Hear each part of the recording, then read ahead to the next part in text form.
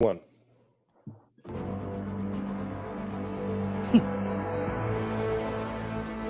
You are now entering a dangerous liberty zone where God-given natural rights are held sacred and exercised. This is your warning. Tyranny, fascism, and censorship will not be tolerated. Ideas will be exchanged freely. Rigorous debate and open discourse is encouraged. If you are weak and your beliefs are fragile, you should leave now. Prepare yourself. We are now live on the Dangerous Liberty Podcast. All right. Welcome to the very special edition of the Dangerous Liberty Podcast, where we know the only thing more dangerous than liberty is the lack thereof. We got an exciting night. It's going to be a lot of fun making fun of at least one asshat on the debates stage tonight. I'll let you guys can fill in whatever person you think that was. But oh, Jesus Christ. It is late night. We already got Jason back there on the sound effects. Yeah, I don't even think he has a bottle in his hand. Sean, I need you to police him up. You know what? Keep his little Vienna sausages off of everything. But yeah, this is going to be a lot of fun. I think this debate is potentially, depending on what Biden shows up, depending on how well they tweet that drug cocktail that they're going to have him on. But this could very potentially be one of the most historic debates of all time. I think there's going to be some interesting clips, regardless of what happens. But it's going to be fun tonight. We're going to have fun with it. And Summer, how was your week? It's good so far. Yeah, another wonderful week being married to me. Mm-hmm. Lucky you. Chris? It's hard to follow that. I know. But today was my Friday. I'm going to play some golf tomorrow with a buddy that's coming in town. When is my Friday? So You had a Friday this past week. I It was did. Summer's I did. birthday. It's you my know, birthday. suds and clubs. Summer's birthday. We'll She play had a it- good time. Play at Old Cacapon tomorrow I at think she had a 8:45. So this can't last too long because I need to get my 8. You're not going to get 8 if you're playing Cacapon at 8:45. Yeah, No, true. that's not You're happening. not. It's not. It's not Jason, how was your week back there? Pretty good. We're gonna have to discuss my theory here and see if other people Oh, agree with me. We will definitely discuss your I'm just theory. telling And you, I Just so think everybody knows, Jay has a blue shirt on too, by the way. It's a New York Giants shirt. I'm he just is the throwing that out only- there. From the biggest Democratic state in the union. he's the only confirmed Biden voter that we have in this room right now. Well, Sean's still undecided. I'm sure some of my dead grandparents, things like that, I bet they'll be voting for Biden. Sean, how was your week, buddy? Subpar at best. Subpar at best. Wow. You know what? Way to bring it down a notch, Right? Sean. Jesus. I know. My Friday. You know, Summer's married to Gary. There's I two know, right? types. There's two types of Transformers. There's Optimistic Prime or Negatron. Which one are you, Sean? Ooh, I know which one my wife is. Oh, I'm about 2 hours of sleep. In the past Freaking 38 Robin's going to hours, kick so- you in the balls when you get home. all right. We got a lot of people tuning in already. If you guys will scroll up there, let me welcome everybody that's coming in. The ones I see, we got UFOs. We got Jeff Hahn. What's up, buddy?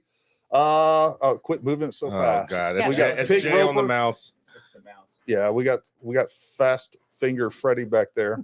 Got Dan Alonzo. What's happening? We got Paul Clemens, Jason TG Sponsler. We got Andre D'Angelo. Who else we got? We got Adam. I can't see his last Adam name. Marksberry. Marksberry. We need to get a Michael bigger Hinn. TV You here. got Scott. I know. I got to get a bigger Like an TV. See, 85. we need a Freaking- bigger TV. Like an 85. I've been saying this. Like a 4K 85. This started off as like a 14-inch monitor. It was a No- tube no TV. joke. And I was like, I need a bigger TV. She's like, well, what size? I need like a 50-inch. That's weak. I know, man. It's weak sauce. We got to get Put a that, bigger in TV. the put that in the kids' room, get you a nice 85 4K, and Yeah, we got write it off. We got John Yeah, write it Rollins. We got Kepe. Love you so I don't know. Somebody say that name back there. I can't see it from Which here. one? Captain America. Captain America. Captain America. Duh. He spelled it wrong. Spelled like Camilla. Team 55 MX. Go Fish.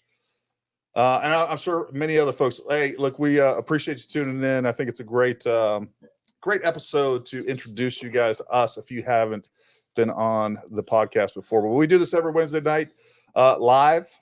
Some days are better than others. Today is not Wednesday. I know today's not Wednesday. I know. He said You say it usually. normally. We Usually. do usually. Usually. I'm glad you're here because she would have said I got your back. you didn't say usually. I got your back. And I have to go back here and hit. I gotta be 50-50. Hey, make sure you guys are hitting record back there on the audio as well. hit the top. All right. Chris is So, neutral. I think many people out there have some ideas of how this is going to go. Especially As guy a in the matter blue of shirt. fact, we got a guy in a blue shirt, and I put together a little montage. Rumbles But around. first, I want to hear this brilliant strategy plan that Jason is projecting upon CNN, Biden, and the Democrats. Go hit it, Look at Jason. that. Let's hear it. Wait. Rumble completely is down right now. Oh, Really? Jesus. Oh, well. Trump broke the internet. Yep. No, I bet you they did that on purpose. Yeah, that might have been. Sorry, Rumble. All right, so here's my theory. Number one, I think for sure Biden has some questions from CNN, right? That's You're saying that's he gonna- already knows the for questions sure from CNN. has to, right? Has to, right? No. I mean, if you just listen to them, they do nothing but bash Trump all the time and everything like that. So today was even worse, right? So that's number one. Number two, I think this is a completely lose situation for Trump, and I say this because, right, I think they're going to ask key questions to Biden that don't make him look so bad, and then only give Trump that 1 minute rebuttal to really come back and then cut his mic, right? And really, Biden only has to not look mentally disabled, right? That's all. That's his whole goal tonight, is to not look mentally disabled, no matter how bad his answers are, right? He just can't look terrible. And Jay, you do Right. that on a regular basis. That's for sure, right? I'm saying there's a chance. There's a chance.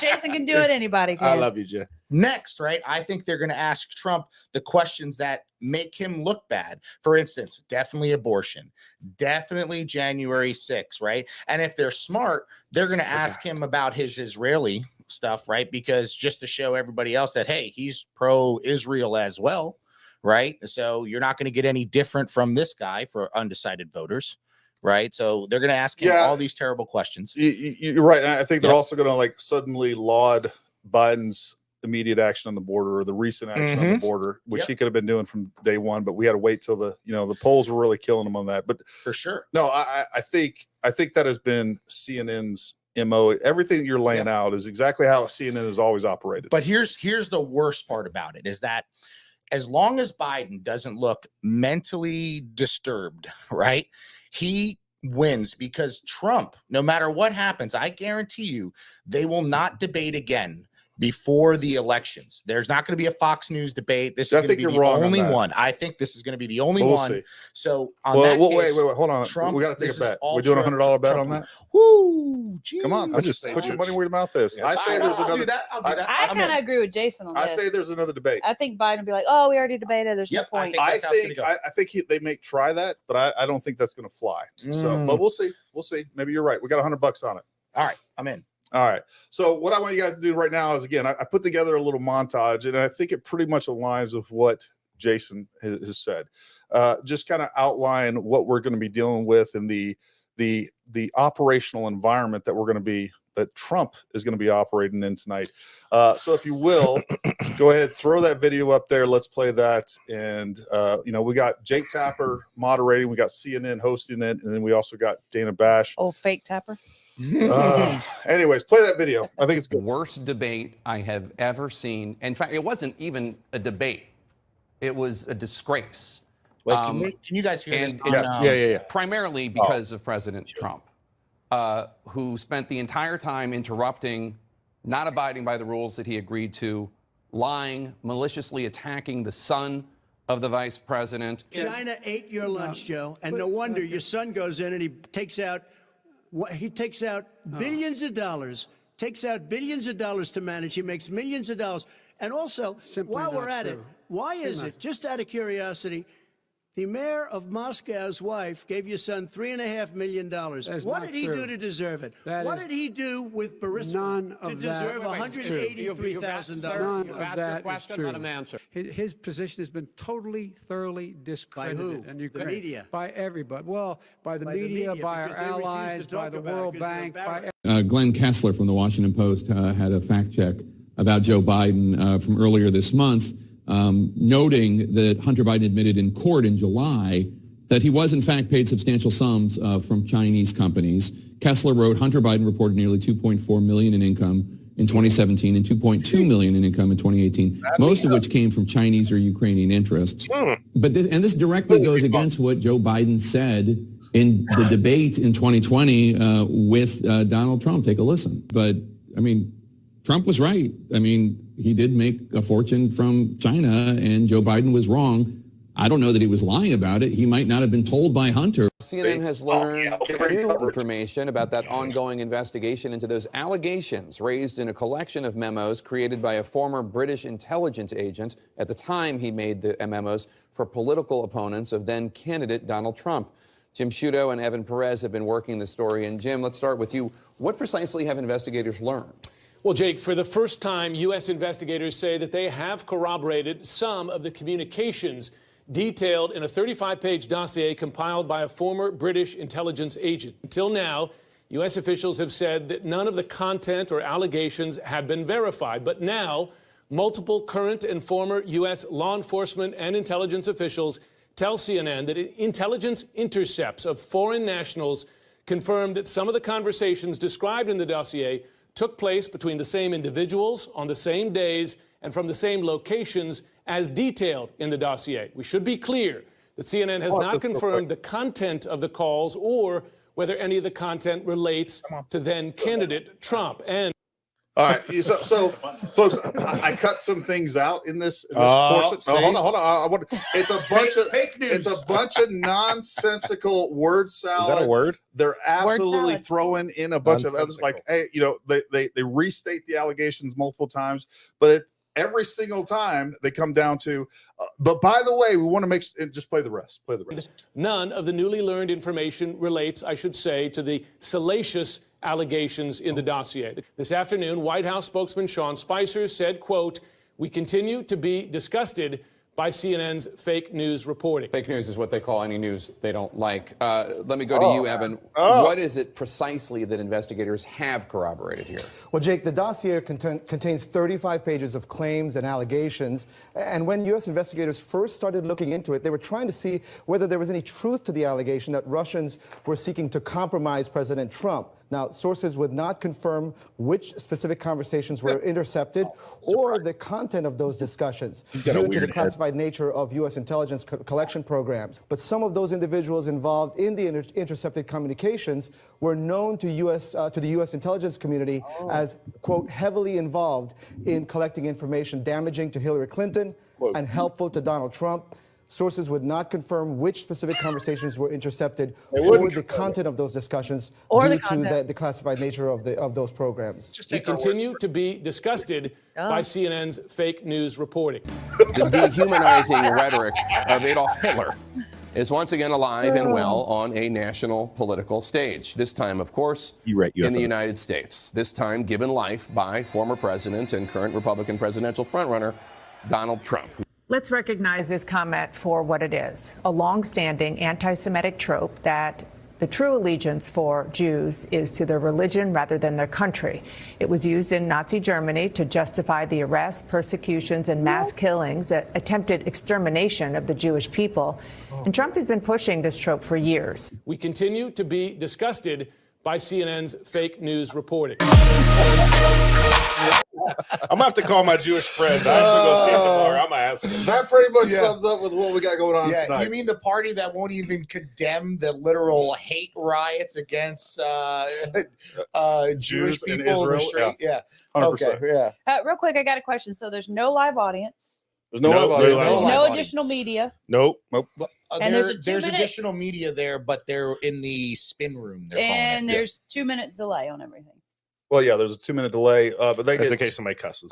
they get asked the question. 2 minutes to take They got out 2 minutes to answer, and then the other person Well, I has know 1 all minute that. to I'm just rebut. saying that the environment of which the debate is taking place in. Yeah, I think that covers it. Why didn't we Is just it get even into real? it? No. Where's it at? Atlanta. Hot Atlanta. Oh, hot Atlanta. Sheesh. Down. That's right. Jesus. Did you guys get any? Is there any comments up there worth throwing up there? There's a lot of comments. There's a lot of comments. We're gonna have some comments. worth adding to the screen, but that's the real question. Not really. Yeah. So we have UFOs that said the dude's head shaped like a balloon. Oh, balloon. I was with him on that one. This is gonna be. I think this is gonna be an enlightening Captain night. America says our favorite pastime is to question authority just before we decide we don't like it. 100%. Ding. Well, the funny thing was, I was looking for a bunch of different clips and stuff to when I was putting that little montage together. And the thing is, look, CNN, especially Jake Tapper, especially, is really smart on how they go about their propaganda campaign. What they do is they really emphasize any little thing about Donald Trump. They will overtly say that he's lying. They will overtly say that he's racist. And then when you have things like we saw where clearly Joe Biden was lying. They're like, oh, we can't say he wasn't lying. Oh yeah, oh, he was confused. And then of course, the real issue, and something that Jason brought up that I think is going to be kind of a major point tonight, is just the fact, the omission. They never are going to highlight anything positive that Trump does. They are going to overemphasize the positives when it comes to Biden, which we've seen in the media in general, and quite frankly, even Fox News to a great extent. Whoever's paying the most money. What's that? I said whoever's paying the most money. Well, I don't think why you keep coughing? At the end of the day, I got the black lung. I'm in West West Virginia. Virginia. I was in a coal mine all The day. poison is working.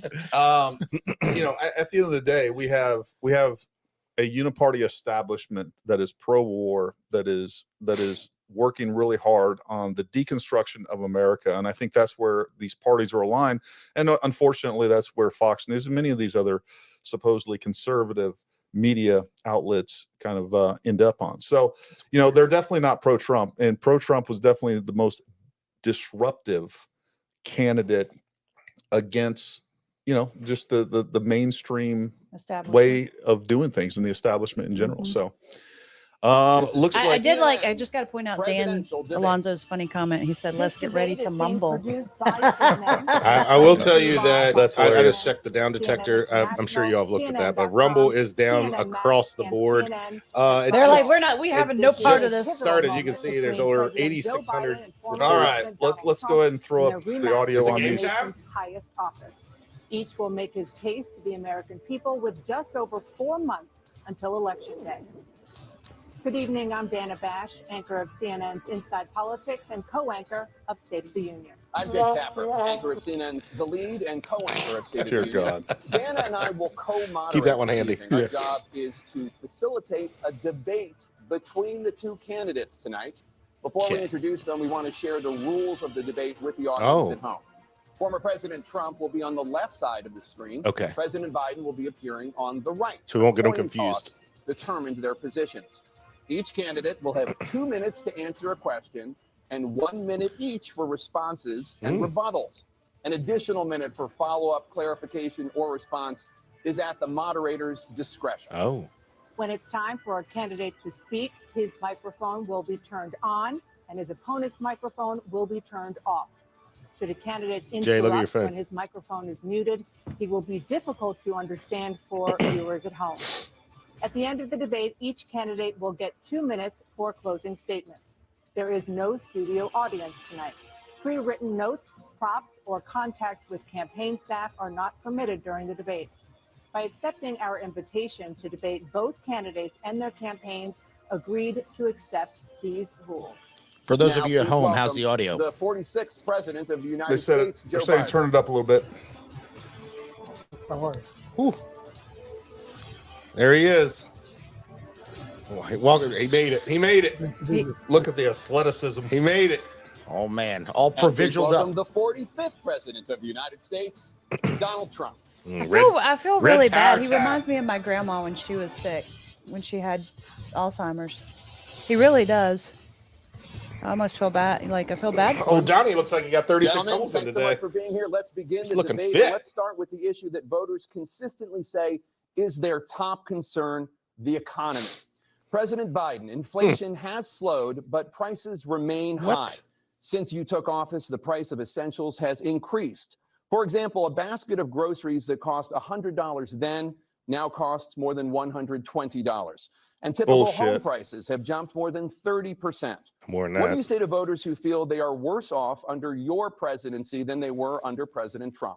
We got to take a look at what I was left when I became president. Oh, I knew that was coming. Mr. Trump left me. Here we We go. had an economy that was greatness. in free fall. Here we The go. pandemic was so badly I handled. love his face. Many people were dying. All he said was, it's not that serious. Just inject a little bleach into your arm. You'll be all right. The economy collapsed. There were no jobs. Unemployment rate rose to 15%. It was terrible. And so what we had to do is try to put things back together again. And that's exactly what we began to do. We created 15,000 new jobs.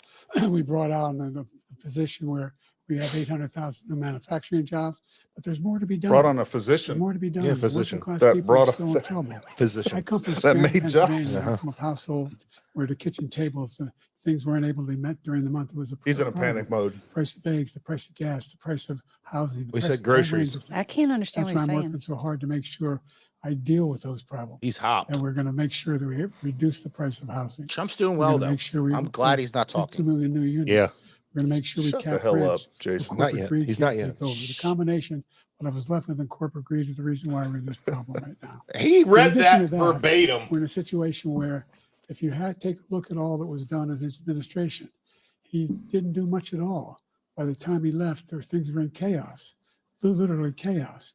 And so we put things back together. We created, I said, those jobs. We make sure we had a situation where we brought down the price of prescription drugs, which is a major issue for many people, When? to $15 for a insulin shot as opposed to $400. No senior has to pay more than $200 for any drug, all the drugs they can include beginning All the next drugs. year. And the situation is He's getting we're a going to deal. make that available to everybody, to all Americans. So we're working to bring down the price of around the kitchen table, and that's what we're going to get done. Thank you, President Trump. We had the greatest economy in the history of our country. I love it. We have never done so well. Everybody was amazed by it. Other countries were copying us. We got hit with COVID. And when we did, we spent the money necessary so we wouldn't end up in a Great Depression, the likes of which we had in 1929. By the time we finished, so we did a great job. We got a lot of credit for the economy, a lot of credit for the military, and no wars and so many other things. Everything was rocking good. But the thing we never got the credit for, and we should have, is getting us out of that COVID mess. He created mandates that was a disaster for our country. But other than that, we had given them back a country where the stock market actually was higher than pre-COVID, and nobody thought that was even possible. The only jobs he created are for illegal immigrants and bounce back jobs, a bounce back from the COVID. He has not done a good job. He's done a poor job, and inflation's killing our country. It is absolutely killing us. Thank you, President Biden. Well, look, the greatest economy in the world. He's the only one who thinks that, I think. I don't know anybody else who thinks he had the greatest economy in the world. And, the fact of the matter is that we found ourselves in a situation where his economy, he rewarded the wealthy. He had the largest tax cut in American history, $2 trillion. He raised a deficit larger than any president has in any one term. He's the only president other than Herbert Hoover who's lost more jobs than he had when he began, since Herbert Hoover. The idea that he did something that was significant. And the military, when he was president, they were still killing people in Afghanistan. He didn't do anything about that. When he was president, we were still finding ourselves in a position where you had a notion that we were a safe country. Truth is, I'm the only president this century that doesn't have this decade, that doesn't have any troops dying anywhere in the world like he did. President Trump, I want to follow up if I can. Am I allowed to respond to him? Well, I'm going to ask you a follow-up. You can do whatever you want with the minute that we give you. I want to follow up. You want to impose a 10% tariff on all goods coming into the U.S. Where does this even come How into will play? you ensure that doesn't drive prices even higher? Not going to drive them higher. It's just going to cost countries that have been ripping us off for years, like China and many others, in all fairness to China.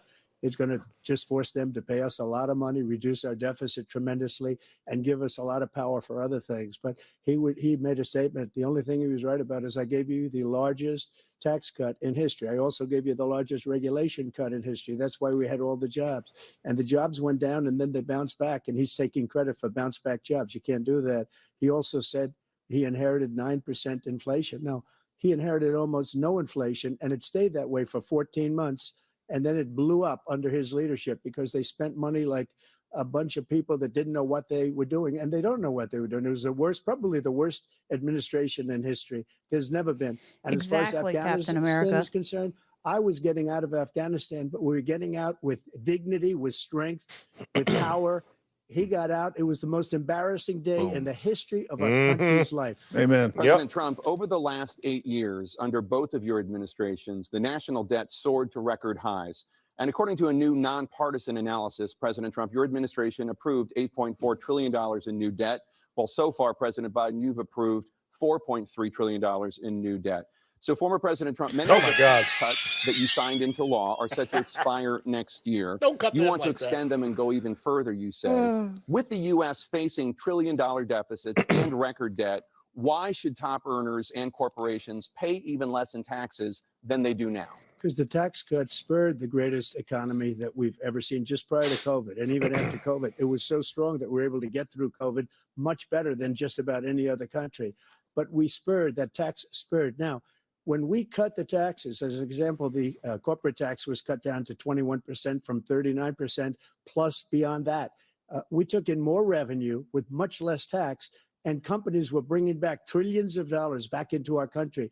The country was going like never before, and we were ready to start paying down debt. We were ready to start using the liquid gold right under our feet, the oil and gas right under our feet.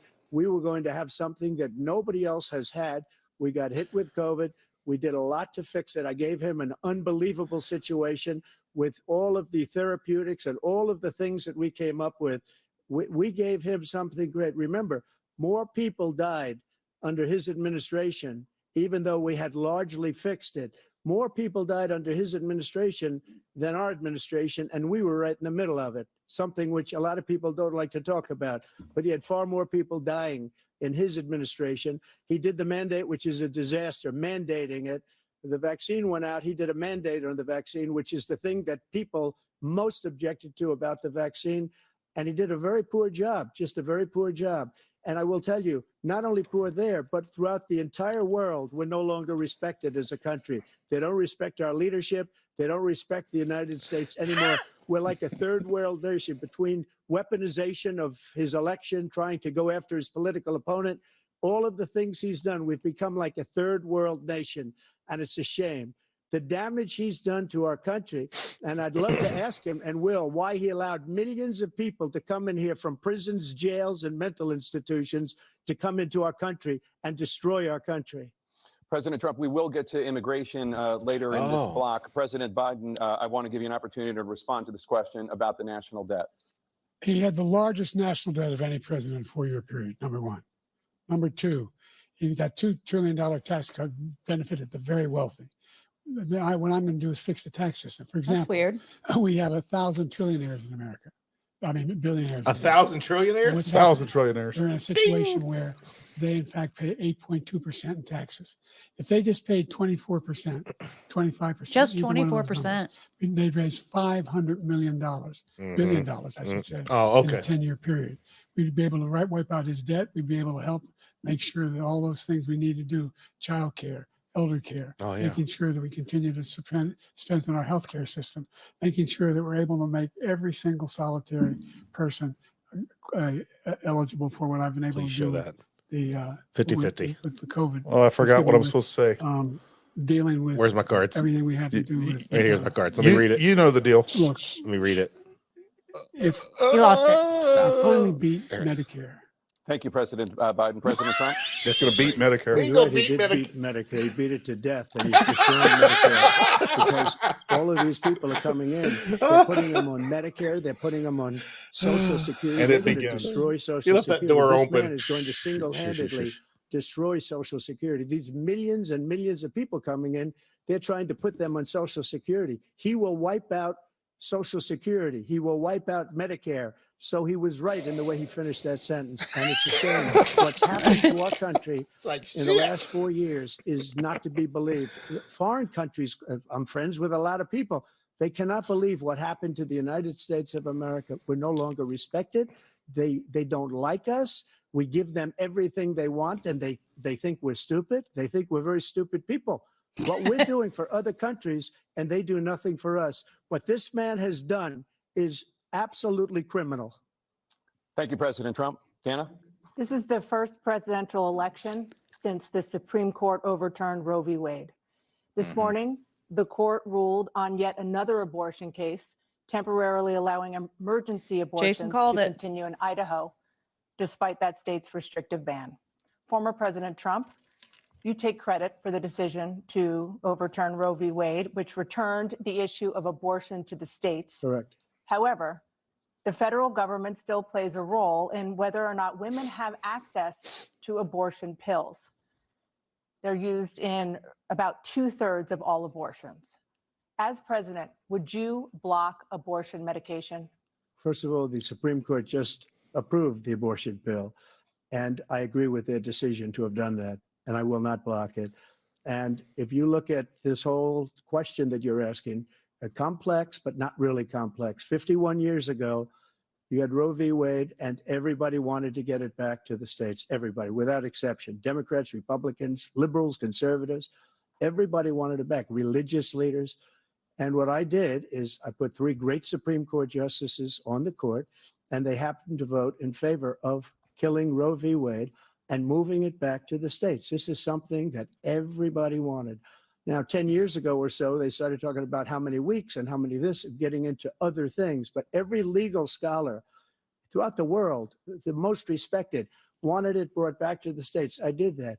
Now the states are working it out. If you look at Ohio, it was a decision that was, an end result that was a little bit more liberal than you would have thought. Kansas, I would say the same thing. Texas is different. Florida is different. But they're all making their own decisions right now. And right now, the states control it. That's the vote of the people.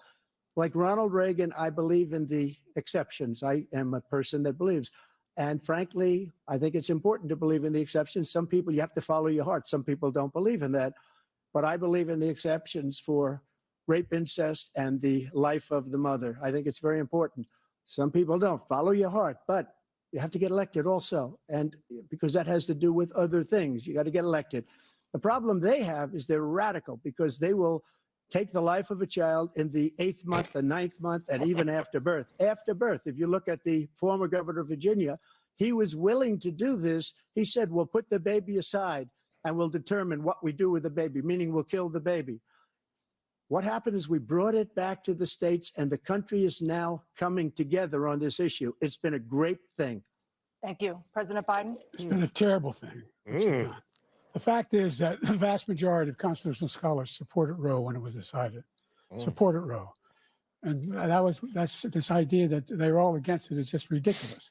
And this is the guy who says the state should be able to have it. We're in a state where in 6 weeks, you don't even know whether you're pregnant or not, but you cannot see a doctor and have him decide on what you're. Why's it got to be a hill? Why does the doctor got to The decide? idea that states are able to do this is a little like saying we're going to turn civil rights back to the states. Let each state have a different rule. Look, there's so many young women who have been, including a young woman who just was murdered, and he went to the funeral. The idea that this is she fantastic. was murdered by an immigrant coming in. What are we talking Talk about? about that. But here's the deal. All right. There's a lot of young women are being raped by their in-laws, by their spouses. Quiet. Brothers and sisters. It's just ridiculous, and they can do nothing about it. And they try to arrest them when they cross state lines. Thank you.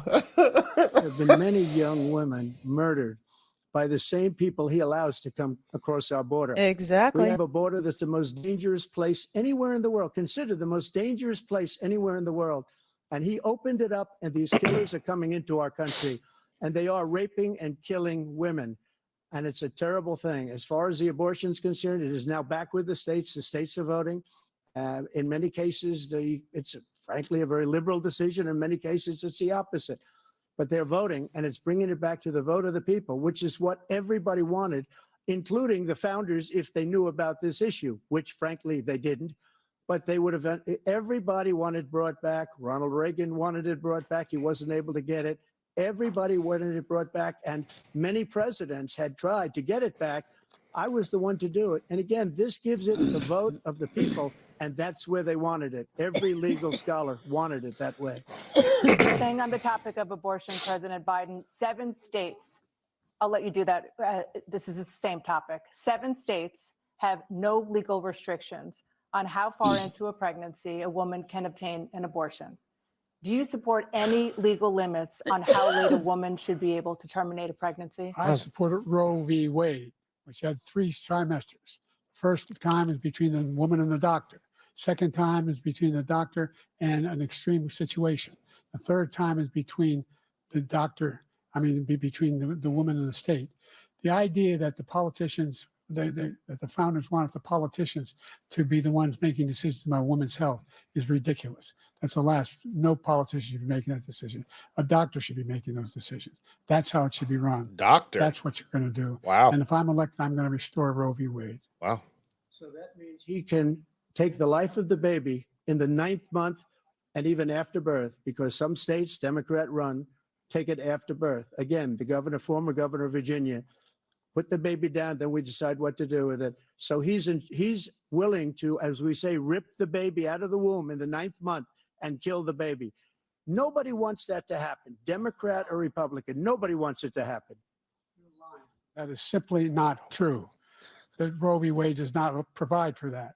That's not the circumstance. Only if a woman's life is in danger, she's going to die. That's the only circumstance in which that can happen. But we are not for late-term abortion, period. Period, period. Under Roe v. Wade, you have late-term abortion. You can do whatever you want, depending on the state. You can do whatever you want. We don't think that's a good thing. We think it's a radical thing. We think the Democrats are the radicals, not the Republicans. For 51 years, that was the law. 51 years. That doesn't make it a good Constitutional law. scholarship said it was the right way to go. Oh, they 51 said years, it. They and it was said taken it. away because this guy put very conservative members on the Supreme How Court. long was slavery Takes a credit law? for taking it away. Legal. What's he going to do? What's he going to do? In No fact, comment. If the MAGA Republicans, he gets elected, and the MAGA Republicans control the Congress, and they pass a universal ban on abortion, period. Universal across the ban. board At 6 weeks or 7 or 8 or 10 weeks, something very, very conservative. Is he going to sign that bill? I'll veto it. He'll sign it. Thank you. Let's turn now to the issue of immigration and border security. President Biden, a record number of migrants have illegally crossed the southern border on your watch. Overwhelming border states and overburdening cities such as New York and Chicago, and in some cases causing real safety and security concerns.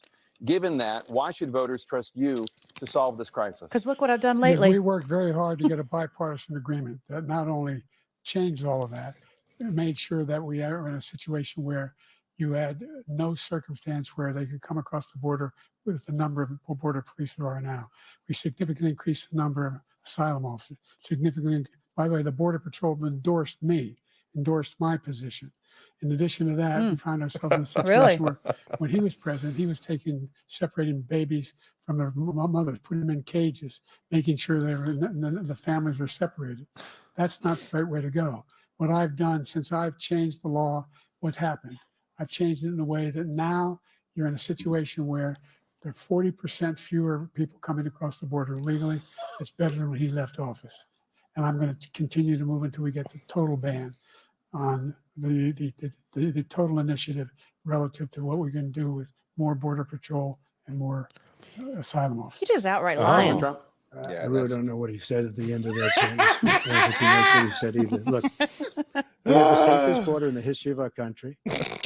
All he had to do was leave it. All he had to do was leave it. He decided to open up our border, open up our country to people that are from prisons, people that are from mental institutions, insane asylum, terrorists. We have the largest number of terrorists coming into our country right now, all terrorists, all over the world, not just in South America, all over the world. They come from the Middle East, everywhere, all over the world, they're pouring in. And this guy just left it open. And he didn't need legislation because I didn't have legislation. I said, close the border. We had the safest border in history. In that final couple of months of my presidency, we had, according to Border Patrol, who is great, and by the way, who endorsed me for president, but I won't say that, but they endorsed me for president. Brandon, just speak to him. But look, we had the safest border in history. Brandon? Now we have the worst border in history. There's never been anything like it. And people are dying all over the place, including the people that are coming up in caravans. Brandon just asked. All right, The only quiet. terrorist who's done anything crossing the border is one who came along and killed 3 under his administration, killed Al Qaeda in his administration, killed 3 American soldiers, That's the only terrorist that's there. I'm not saying that no terrorist ever got through, but the idea they're emptying their prisons, we're welcoming these people. That's simply not true. There's no data to support what he said. Once again, he's exaggerating. He's lying. President Trump, staying on the topic of immigration, you've said that you're going to carry out, quote, the largest domestic deportation operation in American history, unquote. Does that mean that you will deport every undocumented immigrant in America, including those who have jobs, including those whose spouses are citizens, and including those who have lived here for decades? And if so, how will you do it? Just 1 second. He said we killed 3 people. The people we killed are al-Baghdadi and Soleimani, the 2 greatest terrorists, biggest terrorists anywhere in the world. And it had a huge impact on everything, not just border, on everything. He's the one that killed people with the bad water, including hundreds of thousands of people dying and also killing our citizens when they come in. We are living right now in a rat's nest. They're killing our people in New York, in California, in every state in the union, because we don't have borders anymore. Every state is now a border. And because of his ridiculous, insane, and very stupid policies, people are coming in and they're killing our citizens at a level that we've never seen. We call it migrant crime. I call it Biden migrant crime. They're killing our citizens at a level that we've never seen before. And you're reading it like these 3 incredible young girls over the last few days. One of them, I just spoke to the mother, and he just had the funeral for this girl, 12 years old. This is horrible what's taken place. What's taken place in our country, we're literally an uncivilized country now. He doesn't want it to be. He just doesn't know. He opened the borders. Nobody's ever seen anything like. And we have to get a lot of these people out, and we have to get them out fast because they're going to destroy our country. Just take a look at where they're living. They're living in luxury hotels in New York City and other places. Our veterans are on the street. They're dying because he doesn't care about our veterans. He doesn't care. He doesn't like the military at all. And he doesn't care about our veterans. Nobody been worse. I had the highest approval rating for veterans taking care of the VA. He has the worst. He's gotten rid of all the things that I approved. Choice that I got through Congress, all of the different things I approved, they abandoned. We had by far the highest, and now it's down in less than half because he's done all these great things that we did. And I think he did it just because I approved it, which is crazy. But he has killed so many people at our border by allowing all of these people to come in. And it's a very sad day in America. President Biden, you have the mic. Every single thing he said is a lie. Oh. Every single one. Sheesh. For example, veterans are a hell of a lot better off since I passed the Oh, package. a hell of a lot. 1 million of them now have insurance, and their families have it. Their families have it because what Their happened, families have it? whether it was Agent Orange or burn pits, they're all being covered now. And That's a lie. Who group opposed that? We're also in a situation where we have great respect for veterans. My son spent a year in Iraq. Oh. Living one next to one of those burn pits, came back with stage 4 glioblastoma. I was recently in France for D-Day, and I spoke all about those heroes that died.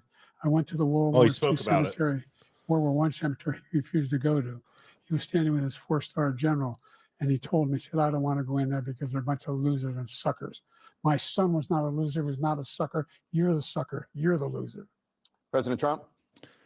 First of all, that was a made-up quote, suckers and losers. They made it up. It was in a third-rate magazine that's failing, like many of these magazines. He made that up. He put it in commercials. We've notified him. We had 19 people that said I didn't say it. And think of this. Who would say I'm at a cemetery or I'm talking about our veterans? Because nobody's taken better care. I'm so glad this came up and he brought it up. There's nobody that's taken better care of our soldiers than I have. To think that I would, in front of generals and others, say suckers and losers. We have 19 people that said it was never said by me. It was made up by him, just like Russia was made up, just like the 51 intelligence agents are made up, just like the new thing with the 16 economists are talking. It's the same thing. 51 intelligence agents said that the laptop was Russia disinformation. It wasn't. Yeah. It came from his son, Hunter. Nice. It wasn't Russia disinformation. He made up the suckers and losers, so he should apologize to me right now. 4-star general standing to your side who was on your staff who said you said it, period. That's number one. Look at him. And number two, the idea that I have to apologize to you for anything along the line. We've done more for veterans than any president has in American history. Oh, really? American history. Wow. Big word. Maybe we should ask some veterans about that. The obligation we have as a country is to care for our veterans when they come home and their families and equip them when they go to war. How about those That's 13 what we're veterans doing. and That's what the VA is doing now. They're the doing more Afghanistan for veterans withdrawal? than ever before in our history. All right. Thank you so much. Let's move to the topic of foreign policy. I want to begin with Russia's war against Ukraine, which is now in its third year. Former President Trump, Russian President Vladimir Putin says he'll only end this war if Russia keeps the Ukrainian territory it has already claimed and Ukraine abandons its bid to join NATO. Are Putin's terms acceptable to you? First of all, our veterans and our soldiers can't stand this guy. They can't stand him. They think he's the worst commander-in-chief, if that's what you call him, that we've ever had. They can't stand him. So let's get that straight. And they like me more than just about any of them. And that's based on every single bit of information. As far as Russia and Ukraine, if we had a real president, the president that knew, that was respected by Putin, he would have never invaded Ukraine. A lot of people are dead right now, much more than people know. You know, they talk about numbers. You can double those numbers, maybe triple those numbers. He did nothing to stop it. In fact, I think he encouraged Russia from going in. I'll tell you what happened. He was so bad with Afghanistan. It was such a horrible embarrassment, most embarrassing moment in the history of our country, that when Putin watched that and he saw the incompetence, that he should have fired those generals, like I fired the one that you mentioned.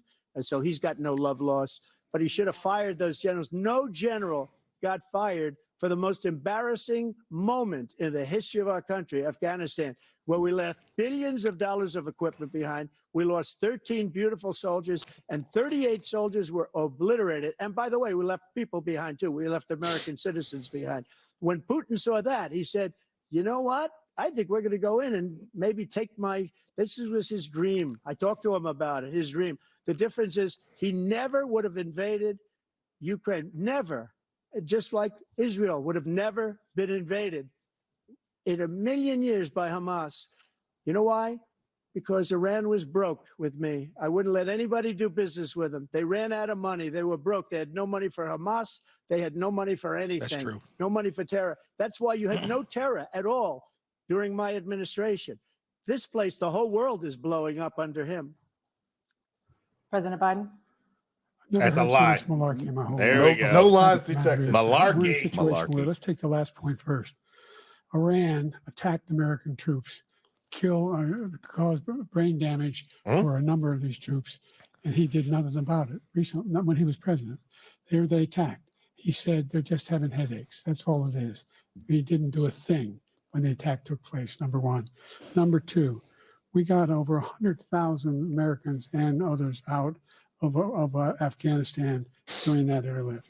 Number three, we found ourselves in a situation where, if you take a look at what Trump did in Ukraine, this guy told Trump, do whatever you want and do whatever you want. And that's exactly what Trump did to Putin, encourage him, do whatever you want. And he went in. And listen to what he said when he went in. He was going to take Kyiv in 5 days, remember? Because it's part of the old Soviet Union. That's what he wanted to reestablish, Kyiv. And he, in fact, didn't do it at all. He wasn't able to get it done. And they've lost thousands and thousands of troops, 500,000 troops. President Trump, I if never come back said to you that. for 1 minute, I just want to go it was back to my Kiev. original question, Was it Kiev or which is, Kyiv? are Putin's terms acceptable Kiev. to you? Keeping the No, they're territory not in Ukraine. acceptable. No, they're not acceptable. But look, this is a war that never should have started. If we had a leader in this war, he led everybody along. He's given $200 billion now or more to Ukraine. He's given $200 billion. That's a lot of money. I don't think there's ever been anything like it. Every time that Zelensky comes to this country, he walks away with $60 billion. He's the greatest salesman ever.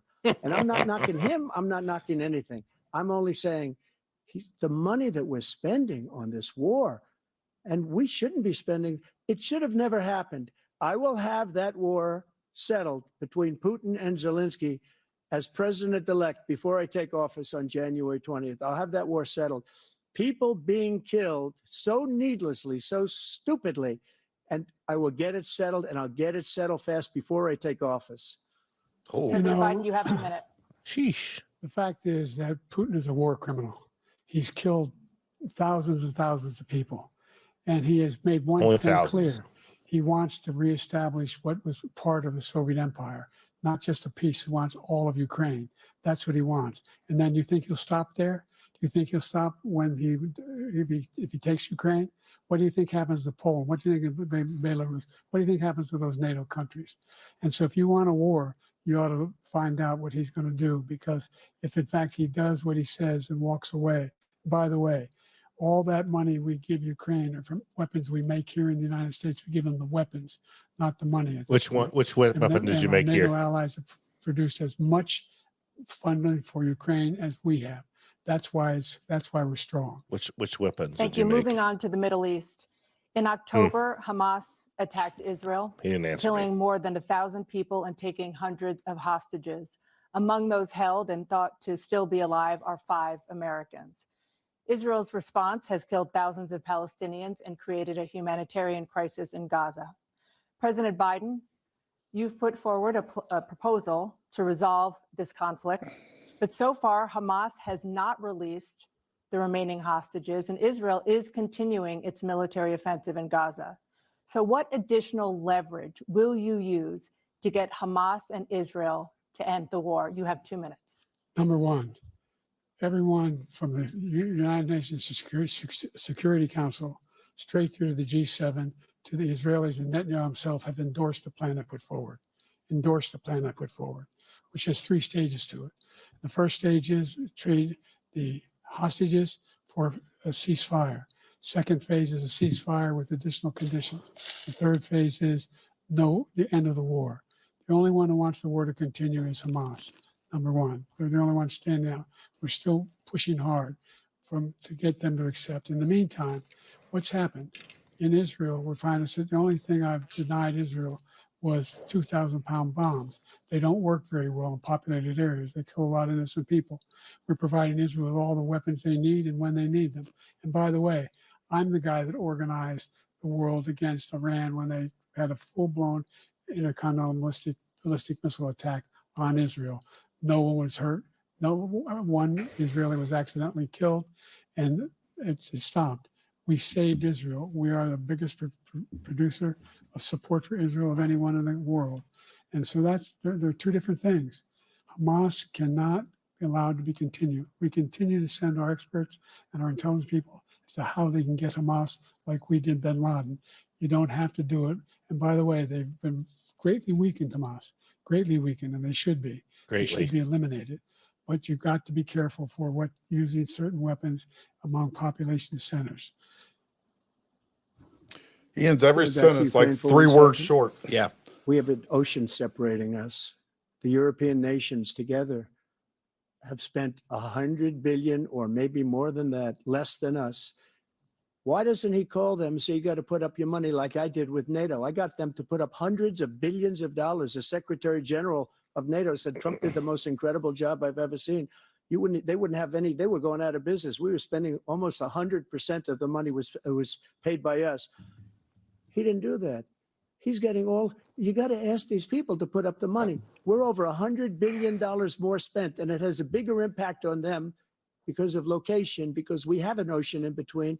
You got to ask them. As far as Israel and Hamas, Israel's the one that wants to go. He said the only one that wants to keep going is Hamas. Actually, Israel is the one, and you should let him go and let him finish the job. He doesn't want to do it. He's become like a Palestinian, but they don't like him because he's a very bad Palestinian. He's a very bad Palestinian. President Biden, you have a minute? Yep, there we go. So much foolishness. Oh, This is a guy he's who a good wants to stay in Palestinian. NATO. You're going to stay in NATO? He's going to pull out of NATO. The idea that Pull it we out. have- our strength lies in our alliances as well. It may be a big ocean, but we're ever able to avoid a war in Europe, a major war in Europe?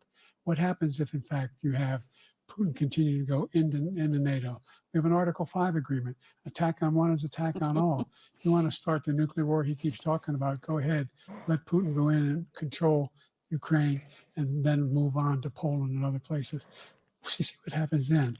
He has no idea what the hell he's talking about. By the way, I got 50 other nations around the world to support Ukraine, including Japan and South Korea, because they understand that this kind of dislocation has a serious threat to the whole world peace. No major war in Europe has ever been able to be contained just to Europe. President Trump, just to follow up, would you support the creation of an independent Palestinian state in order to achieve peace in the region? I'd have to see, but before we do that, the problem we have is that we spend all the money. So they kill us on trade. I made great trade deals with the European nations because if you add them up, they're about the same size economically. Their economy is about the same size as the United States. And they were no cars, no want anything that we have, but we're supposed to take their cars, their food, their everything, their agriculture. I changed that. But the big thing I changed is they don't want to pay. And the only reason that he can play games with NATO is because I got them to put hundreds of billions of dollars. I said, and he's right about this. I said, no, I'm not going to support NATO if you don't pay. They asked me that question. Would you guard us against Russia at a very secret meeting of the 28 states at that time, nations at that time? And they said, no, if you don't pay, I won't do that. And you know what happened? Billions and billions of dollars came flowing in the next day and the next months. But now we're in the same position. We're paying everybody's bills. Let's turn to the issue of democracy. Former President Trump, I want to ask you about January 6, 2021. After you rallied your supporters that day, some of them stormed the Capitol to stop the constitutionally mandated counting of electoral votes. There we go. As president, you swore an oath to, quote, preserve, protect, and defend, unquote, the Constitution. What do you say to voters who believe that you violated that oath through your actions and inaction on January 6th and worry that you'll do it again? Well, I don't think too many believe that. And let me tell you about January 6th. On January 6th, we had a great border. Nobody coming through, very few. On January 6th, we were energy independent. On January 6th, we had the lowest taxes ever. We had the lowest regulations ever. On January 6th, we were respected all over the world. All over the world, we were respected. And then he comes in, and we're now laughed at. We're like a bunch of stupid people. What happened to the United States' reputation under this man's leadership is horrible, including weaponization, which I'm sure at some point you'll be talking about, where he goes after his political opponent because he can't beat him fair and square. You have 80 seconds left. My question was, what do you say to those voters who believe that you violated your constitutional oath through your actions and inaction on January 6, 2021, and worry that you'll do it again? Well, I didn't say that to anybody. I said peacefully and patriotically. And Nancy Pelosi, if you just watched the news from 2 days ago, on tape to her daughter, who's a documentary filmmaker, they say, but she's saying, oh, no, it's my responsibility. I was responsible for this because I offered her 10,000 soldiers or National Guard, and she turned them down. And the mayor of, in writing, by the way, the mayor in writing turned it down, the mayor of D.C. They turned it down. I offered 10,000 because I could see I had virtually nothing to do. They asked me to go make a speech. I could see what was happening. Everybody was saying they're going to be there on January 6th. They're going to be there. And I said, you know what? There's a lot of people coming. You could feel it. You could feel it too, and you could feel it. And I said, they ought to have some National Guard or whatever. And I offered it to her. And she now admits that she turned it down. And it was the same day she was, I don't know, she can't be very happy with her daughter because it made her into a liar. She said, I take full responsibility for January 6th. President Biden? Look, he encouraged those folks to go up to the Capitol. Here we go. I sat in the dining room off the Oval Office. He sat there for 3 hours watching, begging, being begged by his vice president and a number of his colleagues on the Republican side as well to do something, to call for a stop, to end it. Instead, he talked and about what? Patriots and great patrons of America. In fact, he says he'll now forgive them for what they've done. You know, they've been convicted. He says he wants to commute their sentences and say that no. He went to every single court in the nation. I don't know how many cases, scores of cases, including the Supreme Court. And they said, no, this guy is responsible for doing what was done. He did do a damn thing. Oh, and these people should be in jail. And it's a family show. The ones are being held accountable. And he wants to let them all out. And now he says if he loses again, such a whiner that he is, that it could be a bloodbath. Thank you, President Biden. President Trump? What they've done to some people that are so innocent, you ought to be ashamed of yourself. What you have done, how you've destroyed the lives of so many people. When they ripped down Portland, when they ripped down many other cities, you go to Minnesota, Minneapolis, what they've done there with the fires all over the city. If I didn't bring in the National Guard, that city would have been destroyed. When you look at all of the they took over big chunks of Seattle. I was all set to bring in the National Guard. They heard that. They saw them coming and they left immediately. What he said about this whole subject is so off. Peacefully patriotic. One other thing, the Unselect Committee, which is basically two horrible Republicans that are all gone now out of office, and Democrats, all Democrats, they destroyed and deleted all of the information they found because they found out we were right. We were right. Oops. And they deleted and destroyed all of the information. They should go to jail for that. If a Republican did that, they'd go to jail. Thank you, President Trump. President Biden, I want to give you a minute. The only person in this whole state who's minute? a convicted felon is the man on There we go. And the fact of the matter is, he isn't. What he's telling you is simply What about not your true. son, The Hunter? fact is that there was no effort on his part to stop what was going on up in Capitol Hill. Your mother And doesn't all have an those effort. people, every one of those who was convicted deserves to be convicted. The idea that they didn't kill somebody, just went in and broke down doors, broke the windows. They were occupied let offices, open. turned over desks, turned them over statues. Oh, The my God. idea that those people are patriots? Come on. When I asked him the first Where are we going? debates we had first time around, I said, will you denounce the Proud Boys? He said, no, I'll tell them to stand by. The idea he's refusing, will you denounce these guys? We denounce the people we're talking about now? We denounce the people who attacked that Capitol? What are you going to do? Attack's pretty hard. I'm going to give you a minute, sleepy. President Trump, for a follow-up question I have.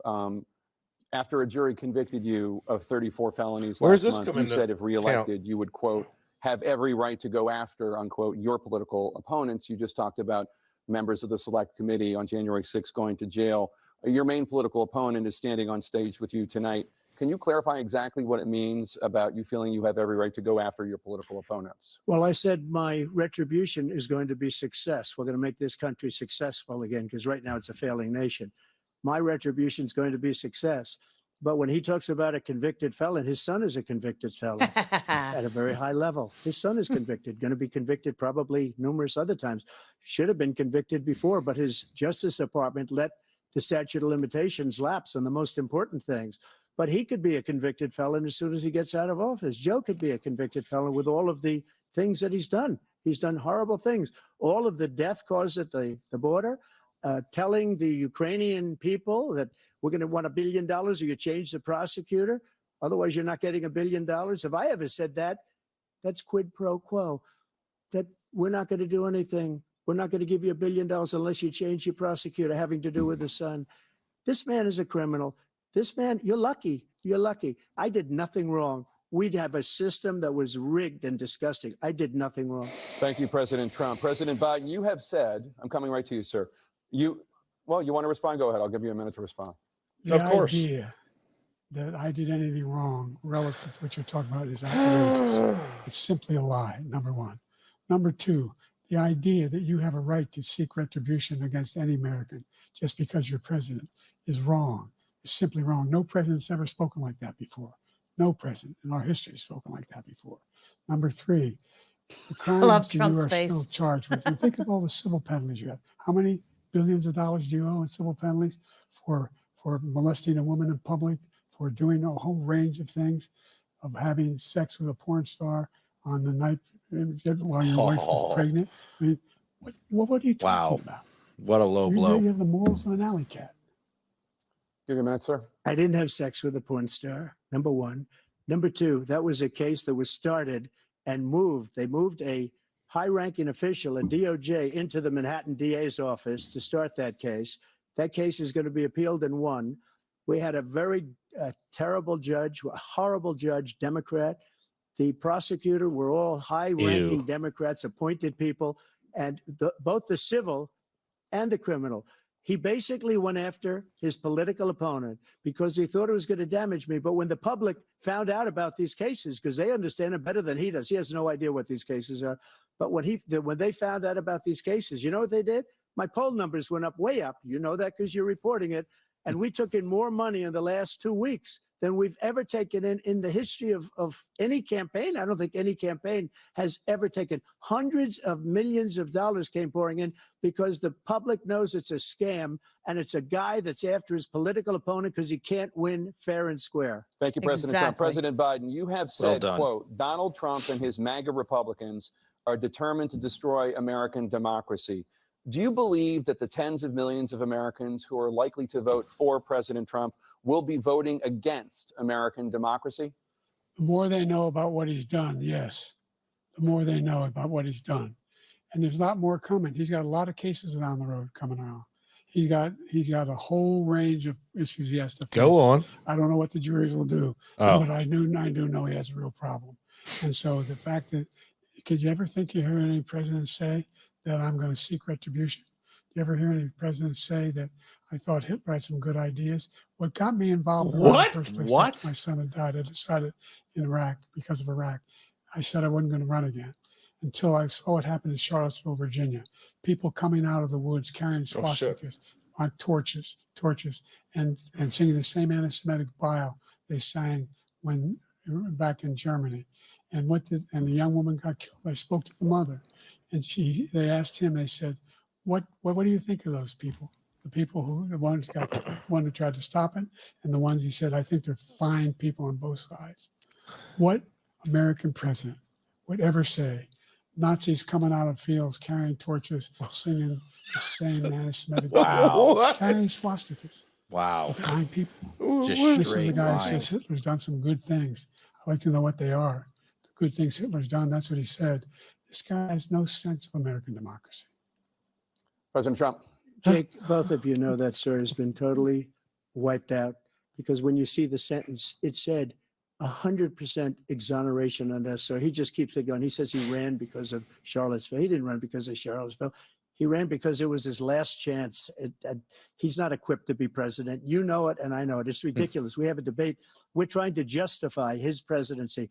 His presidency, he's without question the worst president, the worst presidency in the history of our country. We shouldn't be having a debate about it. There's nothing to debate. He made up the Charlottesville story, and you'll see it's debunked all over the place. Every reasonable anchor has debunked it. And just the other day, it came out where it was fully debunked.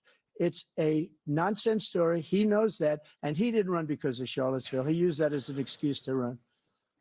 President Biden. And debunked. It happened. All you have to do is listen to what was said at the time. And the idea that somehow that's the only reason I ran. I ran because I was worried a guy like this guy could get elected. If he thought they were good people coming out of that forest, carrying those woods, carrying those torches, carrying those he woods, didn't deserve to be president. Didn't deserve to be president at all. And the idea that he's talking about all this being fabricated, we saw with our own eyes. We saw what happened on January 6th. We saw the people breaking through the windows. We saw people occupying that. His own vice president. Look, there's a reason why 40 of his 44 top cabinet officers refused to endorse him this time. His vice president hasn't endorsed him this time. So why? Well, I wouldn't want him either. Why? They know him well. They serve with him. Why are they not endorsing him? Thank you, President Biden. We're going to be right back with more from the CNN presidential debate. Pee break. Oh man. I gotta take a pee break. Take us I'll be large. back. I'm going to meet them. Well, that is All right, so folks, off to a until we come interesting- back. Interesting Wow, start there. that was really like just straight out lies a lot of times. And honestly, I have to really applaud Trump. He's doing fantastic up there. Well, And Biden looks terrible. That's So are one you of gonna the switch things your I vote really like to about Trump? Trump is his ability to listen to what's being said about him and not have a knee-jerk reaction. He puts his thoughts together and has a good reaction as far as like being able to articulate a rebuttal. Trump's always been good on his feet. Yeah. No one has ever said that about Biden. Where's Biden's face over there? He's like, oh my God. Yeah. How you feel? That dude is like looking off into space. Like you just see him. He's looking straight at the camera, and he starts. His gaze just starts wandering further off. Maybe that's where his handler's walking. It makes me wonder. Like they're obviously their strategy is to try to get under Trump's skin, right? Say whatever, because it's obviously in 3 months. Hey, What do you hey, say dial whatever? down the commercial behind you. The audio's still there. going. There you go. Okay. I didn't hear it. We can't hear it because they can. Oh, okay. We had this discussion prior to. We practiced this. Oh, true. Now I forgot what I was going to say. Dang it! You screwed up the audio. That's all you need to know. You screwed it up both times. Yeah. So far, I think Trump is doing better than I probably. I don't know. Trump's definitely doing better than Jason thought he would. 100%. Well, again, I thought that it was so stacked against him that he didn't have a chance to do good. Right? I am severely wrong. Trump has always performed well in every single debate. I don't think he did well last time. I think he did. How they characterize it, and then they play the clips in the way that they want. I think it leaves a lasting impression of how we perceive that. But every single debate, I thought he did extremely well. Made a compelling case, but again, he had a very hostile. When they're telling him that he's saying things that are lies that end up being proven correct later on, which we saw in literally every debate the last election, where they actually stopped and said, no, the Hunter Biden laptop has been proven to be misinformation, and they wouldn't even let him continue talking about it. So, yeah, I think I do think that Biden is doing worse than expected. I expected him to be a little bit more. They didn't dial in the dosages. They should have done better. Can we talk a little bit about I almost died outside because a cicada attacked me? Nobody cares. I'm glad you made it, Chris. I'm glad you made it. I was trying to water Gary's trees and a cicada dived by my forehead. I was like, oh! Gary sent that cicada to tell you to get your butt back in here. It went, whatever the noise it makes, and it flew away. I'm like, I heard you screaming out there like a girl. I'm surprised. I was surprised it didn't get to the microphone. I wish my voice would go that high again, but I doubt it. But no, this is a dangerous situation living over here. Look at man. Hey, I'm a Bearded West Virginia boy. Freaking! I mean, it felt like I don't even know. Can we talk about your rip-off Gucci shirt over there? Yeah. I mean, Chattahoochee. Woo, girl, Chattahoochee. I've been tubing on the Chattahoochee before. I tell you what, I showed Robin tonight. I said, "How's my fit?" She goes, "Girl, you look all right." I said, "That's what I'm wearing tonight." I know she's well asleep. So all right, here we go. We're coming back. I'm coming back. All right, bring it back. Unmute it. Faced in your first terms, and you'd certainly face again in a second term. President Biden, while Black unemployment dropped to a record low under your presidency, Black families still earn far less than white families. Black mothers are still 3 times more likely to die from pregnancy-related causes, and Black Americans are imprisoned at 5 times the rate of white Americans. What do you say to Black voters who are disappointed that you haven't made more progress? They acknowledge you made a lot of progress, number one. The fact of the matter is, there's more small Black businesses that have restarted than any time in history. Number two, the wages of Black unemployment is the lowest level it's been in a long, long time. Number three, we're trying to provide housing for Black Americans and dealing with the segregation that exists among these corporations that collude to keep people out of their houses. In addition to that, we find that the impact on the choice that Black families have to make relative to childcare is incredibly difficult. When we did the first major piece of legislation in the past, I was able to reduce Black childcare costs. I cut them in half. We got to make sure we provide for childcare costs. We got to make sure, because when you provide those childcare protections, you increase economic growth because more people can be in the job market. So there's more to be done, considerably more to be done. But we've done a great deal so far, and I'm not letting up, and they know it. You have 49 seconds left. What do you say to Black voters who are disappointed with the progress so far? I say I don't blame them for being disappointed. Inflation is still hurting them badly. For example, I provided for the idea that any Black family first-time home buyer should get a $10,000 tax credit to be able to buy their first home so they can get started. I made sure that we're in a situation where all those Black families and those Black individuals who had to take out student loans that were ballooning, that if they were engaged in nursing, anything having to do with volunteerism. If they paid their bills for 10 years on their student debt, all the rest is forgiven after 10 years. Wow. Millions have benefited from that. And we're going to do a whole lot more for Black families. Thank you, President Trump. And he caused the inflation. He's blaming inflation, and he's right. It's been very bad. He caused the inflation, and it's killing Black families and Hispanic families and just about white everybody. families. It's killing people. They can't What buy about the groceries Chinese? anymore. They can't. You look at the cost of food where it's doubled and tripled and quadrupled. Yeah. They can't live. They're not living anymore. He caused this inflation. I gave him a country with essentially no inflation. It was perfect. It was so good. All he had to do is leave it alone. He destroyed it with his Green New scam and all this money that's being thrown out the window. He caused inflation. As sure as you're sitting there, the fact is that his big kill on the Black people is the millions of people that he's allowed to come in through the border. They're taking Black jobs now, and it could be 18, it could be 19, and even 20 million people. They're taking Black jobs, and they're taking Hispanic jobs, and you haven't seen it yet, but you're going to see something that's going to be the worst in our history. Thank you. President Biden? There was no inflation when I became president. You know why? Right. The economy was flat on its back. 15% unemployment. He decimated the economy, absolutely decimated the economy. That's why there was no inflation at the time. There were no jobs. It provided thousands of millions of jobs for individuals who are in all communities, including minority I communities. still had a job. We made sure that they have health insurance. We have covered, if the ACA has increased, I made sure that they're $8,000 per person in a family to get written off for health care. But this guy wants to eliminate that. They tried 50 times. He wants to get rid of the ACA, and they're going to try again if they win. We find ourselves in a position where the idea that we're not doing any, we put more police on the street than any administration has. What? He wants to cut the cops.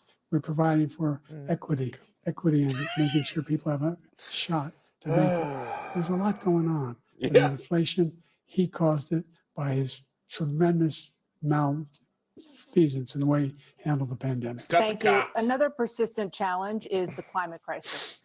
2023 What was the climate hottest crisis? year in recorded history, and Jesus communities Christ. across the country are confronting the devastating effects of extreme heat, intensifying wildfires, stronger hurricanes, and rising sea levels. Former President Trump, you've vowed to end your opponent's climate initiatives, but will you take any action as president to slow the climate crisis? Well, let me just go back to what he said about the police, how close the police are to him. Almost every police group in the nation from every state is supporting Donald J. Trump. Amen. Almost every police group. And what he's done to the Black population is horrible, including the fact that for 10 years he called them super predators. We can't, in the 1990s, we can't forget that. Super predators was his name. So And he what? called it to them. Is that true? And Did they've I say taken that? Great offense What? at it, and now they see it happening. But when they see what I did for criminal justice reform and for the historically Black colleges and universities, where I funded them and got them all funded, and the opportunity zones with Tim, as you know, Tim Scott was incredible. He did a great job, great senator from South Carolina. He came to me with the idea, and it was a great idea. It's one of the most successful economic development acts ever in the country, opportunity zones. And the biggest beneficiary are Blacks. And that's why we have the best numbers with them in maybe ever. They're saying ever. I read this morning where ever, the best numbers. He's lost much of the Black population because he's done a horrible job for Black people. He's also done a horrible job for Hispanics. But wait till you see these millions of people pouring into our country, and they're going to take the jobs, and it's already started, and you haven't seen anything yet. It's a disaster. You 38 seconds left. President Trump, will you take any action as president to slow the climate crisis? So I want absolutely immaculate clean water, and I want absolutely clean air, and we had it. We had H2O. We had the best numbers ever, and we were using all forms of energy, all forms, everything. And yet, during my 4 years, I had the best environmental numbers ever. And my top environmental people gave me that statistic just before I walked on the stage, actually. I don't know where the hell he's been. The idea that anything he said is true. I've passed the most extensive climate change legislation. It means most expensive in history. We find Yeah, ourselves you and by spelled the it way, wrong. Black colleges. Oh. I came up with $15 billion for HBCUs, historic Black 15 universities and bill. colleges, because they don't have those. They don't have the kind of contributors that they have to build these laboratories and the like. Oh. Any Black student is capable in college of doing any white student can do. They just have the money, but now they'll be able to get those jobs in high tech. We're in a situation where the idea that he is claiming to have done something that had the cleanest water, he hadn't done a damn thing for the environment. He pulled out of the Paris Peace Accord, Climate Accord. I immediately joined it because if we reach 1.5 degrees Celsius at any one point, there's no way back. The only existential threat to humanity is climate change. And he didn't do a damn thing about it. He must undo all that I've done. The Paris Accord was going to cost us $1 trillion, and China nothing, and Russia nothing, and India nothing. It was a ripoff of the United States. And I ended it because I didn't want to waste that money because they treat us horribly. We were the only ones who was costing us money. Nobody else was paying into it. And it was a disaster. But everything that he said just now, I'll give you an example. I heard him say before insulin. I'm the one that got the insulin down for the seniors. I took care of the seniors. What he's doing is destroying all of our medical programs because the migrants coming in, they Look want at Joe's everybody- face. And look, I have the biggest heart on the stage. I guarantee you that. And I want to take care of people, but we're destroying our country. They're taking over our schools, our hospitals, and they're going to be taking over Social Security. He is destroying Social Security, Medicare, and Medicaid.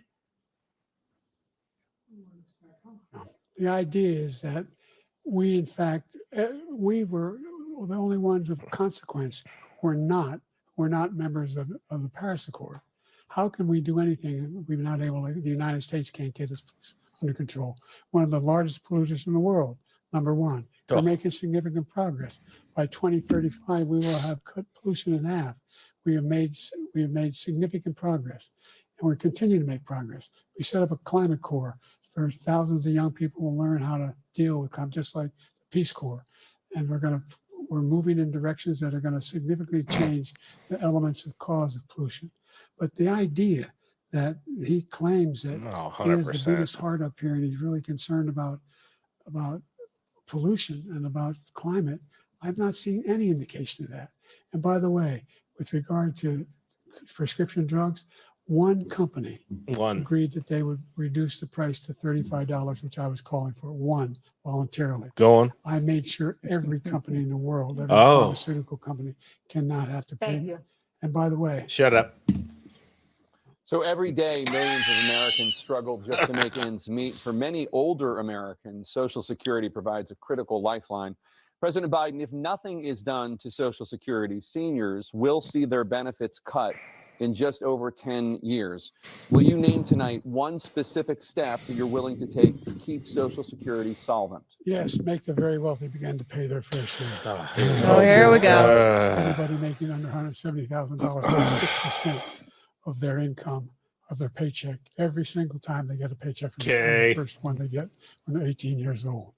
The idea that they're going to, I'm proposing that everybody, they pay, the millionaires pay 1%. So no one after, I would not raise the cost of Social Security for anybody under $400,000. After that, I began to make the wealthy begin to pay their fair share by increasing from 1% beyond to be able to guarantee the program for life. That doesn't make sense. So you still have 82 seconds left. Are there any other measures that you think that would be able to help keep Social Security solvent, or is that one enough? Well, no, that one enough will keep it solvent. But the biggest thing I'll do if we defeat this man, because he wants to get rid of Social Security. He thinks there's plenty to cut in Social Security. He's wanting to cut Social Security and Medicare both times. And that's what. And if you look at the program put forward by the House Republican caucus that he supports, is in fact want to cut it as well. The idea that we don't need to protect our seniors is ridiculous. And by the way, the American public has greater health care coverage today than ever before. And on the ACA, as I said, you're in a circumstance where 400,000 people, 40 million people would not have insurance because they have a pre-existing condition. Only thing that allows them to have that insurance is the fact that they, in fact, are part of the ACA. And by the way, the other thing is, we're in a situation where I talk about education for Black communities. We're not, I've though. raised the amount of money for Pell Grants by another $8,000. So anybody making under $70,000 a year is going to be able to get $15,000 toward their tuition. He just doesn't know what he's talking about. Thank you, President Biden. President Trump. So I've dealt with politicians all my life. I've been on this side of the equation for the last 8 years. I've never seen anybody lie like this guy. He lies. I've never seen it. He could look you in the face. About so many other things. He pooped a little. And we mentioned the laptop. We mentioned Russia, Ukraine. Everything he does is a lie. It's misinformation and disinformation. The losers and suckers story that he made up is a total lie on the military. It's a disgrace. But Social Security, he's destroying it because millions of people are pouring into our country, and they're putting them onto Social Security. They're putting them onto Medicare, Medicaid. They're putting them in our hospitals. They're taking the place of our citizens. What they're doing to the VA, to our veterans, is unbelievable. Our veterans are living in the street, and these people are living in luxury hotels. He doesn't know what he's doing, and it's really coming back. I've never seen such anger in our country before. President Biden? The idea that veterans are not being taken care of, I told you before. And by the way, when I said suckers and losers, he acknowledged after that he fired that general. That general got fired because he's the For one lying. that acknowledged that that's what he said. He was the one standing with Trump when he said it, number one. Number two, the idea that we're going to be in a situation where all these millions and millions, the way he talks about it, illegal aliens are coming into the country and taking away our jobs. We knew that. There's a reason why we have the fastest growing economy in the world. The reason why we have the most successful economy in the world. We're doing better than any other nation in the world. And by the way, those 15 Nobel laureates he talked about being phony, those 15 Nobel laureates, economists, they all said that if Trump is reelected, we're likely to have a recession and inflation is going to increase and go up. And by the way, worst president in history, 159 presidential scholars voted him the worst president in the history of the United States. Yeah, America. it's 159 of your friends. Thank you so much. Let's turn to the cost of childcare, which many American families struggle to afford. President Trump, both you and President Biden have tried to address this issue, but the average cost of childcare in this country has risen to more than $11,000 a year per child. For many families, the cost of childcare for 2 children is more than their rent. In your second term, what would you do to make childcare more affordable? Just to go back, the general got fired because he was no good. And if he said that, that's why he made it up. But we have 19 people that said I didn't say it, and they're very highly respected, much more so than him. The other thing is, he doesn't fire people. He never fired people. I've never seen him fire anybody. I did fire a lot. I fired Comey because he was no good. I fired a lot of the top people at the FBI, drained the swamp. They were no good. Not easy to fire people. You'd pay a price for it, but they were no good. I inherited these people. I didn't put him there. I didn't put Comey there. He was no good. I fired him. This guy hasn't fired anybody. He never fires. He should have fired every military man that was involved with that the Afghanistan horror show, the most embarrassing moment in the history of our country. He didn't fire. Did you fire anybody? Did you fire anybody that's on the border that's allowed us to have the worst border in the history of the world? Did anybody get fired for allowing 18 million people, many from prisons, many from mental institutions? Did you fire anybody that allowed our country to be destroyed? Joe, our country is being destroyed as you and I sit up here and waste a lot of time on this debate. This shouldn't be a debate. He is the worst president. He just said about me because I said it. But look, he's the worst president in the history of our country. That's true. He's destroyed our country. Now all of a sudden he's trying to get a little tough on the border. He came out with a nothing deal, and it reduced it a little bit, like this much. It's insignificant. He wants open borders. He wants our country to either be destroyed or he wants to pick up those people as voters. And I don't think we just can't let it happen. If he wins this election, our country doesn't have a chance, not even a chance. Not wrong. Of coming out of this rut. We probably won't have a country left anymore. That's how bad it is. He is the worst in history by far. Thank you, President Trump. President Biden? We're the most admired country in the world. We're the United States of America. There's nothing beyond our capacity. We have the finest military in the history of the world, the finest in the history of the world. No one thinks we're weak. No one wants to screw around with us. Nobody. Number one. Number two, the idea Russia. that we're talking about worst presidents. I wasn't joking. Look it up or go online. 159 or 58. If it's Google, it's got to be right. Presidential historians, they've had meetings and they voted who's the worst president in American history. One through best to worst. They said he was the worst in all of American history. That's a fact. That's not conjecture.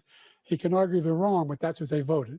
The idea that he is doing anything to deal with childcare. He did virtually nothing to childcare. We should significantly increase the childcare tax credit. We should significantly increase the availability of women and men or single parents to be able to go back to work. And we should encourage businesses to have. Thank you, President Biden. President Trump, the question was about now it's what would you do to businesses' make responsibility to provide child care?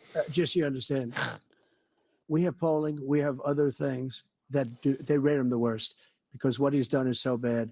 And they rate me, I'll show you, I will show you. And they rate me one of the best, okay? And if I'm given another 4 years, I will be the best. I think I'll be the best.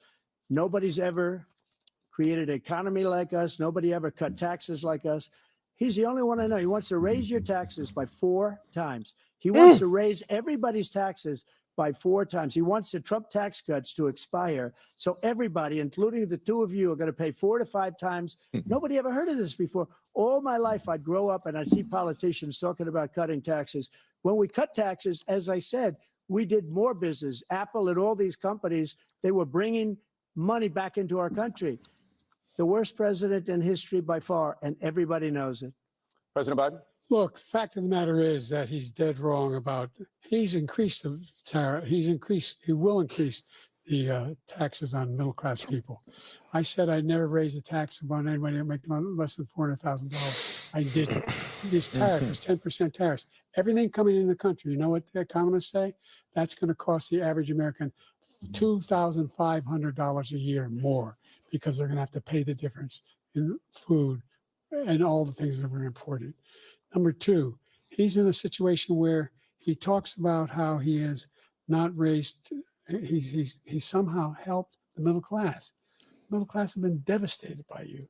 Now you want a new tax cut of $5 trillion over the next 10 years, which is going to fundamentally bankrupt the country. You had the largest deficit of any president in American history, number one. Number two, you have not, in fact, made any contact, any progress with China. We are the lowest trade deficit with China since 2010. Thank you, President Biden. You lost on Thank you, President Biden. Shut up. Let's discuss an epidemic impacting millions of Americans that both of you have made a top priority in your first term, the opioid crisis. And for both of you, the number of overdose deaths in this country has gone up. Under your term, it went up. Under your term, it has gone up. Former President Trump, despite the efforts that both of you have made, more than 100,000 Americans are dying from overdoses every year, primarily from fentanyl and other opioids. What will you do to help Americans right now in the throes of addiction who are struggling to get the treatment they need? Close the border? To finish right? We now have the largest deficit in the history of our country under this guy. We have the largest deficit with China. He gets paid by China. He's a Manchurian candidate. He gets money from China. So I think he's afraid to deal with them or something. But you notice he never took out my tariffs because we bring in so much money with the tariffs that I imposed on China. He never took them away. He can't because it's too much money. It's tremendous. And we saved our steel industries, and there was more to come, but he hasn't done that. But he hasn't cut the tariffs because he can't, because it's too much money. But he's got the largest deficit in the history of our country, and he's got the worst situation with China. China's going to own us if you keep allowing them to do what they're doing to us as a country. China. They are killing us as a country, Joe, and you can't let that happen. You're destroying our country. Fentanyl. So, President Trump, you have 67 seconds left. The question was, what are you going to do to help Americans in the throes of addiction right now who are struggling to get the treatment they need? Close the border. I think we were doing very well at addiction until the COVID came along. We had the 2.5, almost 3 years of like nobody's ever had before, any country in every way. And then we had to get tough. And it was the drugs pouring across the border it started to increase. We got great equipment. We bought the certain dog. That's the most incredible thing that you've ever seen, the way they can spot it. We did a lot. and we were getting very low numbers, very, very low numbers. Then he came along. The numbers, have you seen the numbers now? It's not only the 18 million people that I believe is even low, because the gotaways, they don't even talk about gotaways, but the numbers of the amount of drugs and human trafficking in women coming across our border. The worst thing I've ever seen, at numbers that nobody's ever seen under him, because the border's so bad. But the number of drugs coming across our border now is the largest we've ever had by far. President Trump, thank you. President Biden? Fentanyl and the byproducts of fentanyl went down for a while. Oh. And I wanted to make sure we use the machinery that can detect fentanyl. Please These explain. big machines that roll over everything that comes across the Oh. border. And it costs a lot of money. That was part of this deal we put together, this bipartisan deal. More fentanyl machines. Go on. More be able to detect drugs. Yeah. More numbers of agents, more numbers of. His eyes about to pop out. Get the hell out of here. Machine. Come on, dude. He called his Republican colleagues and said, don't do it. It's going to hurt me politically. No, he never argued it's not a good bill. It's a really good bill. We need those machines. We need those machines.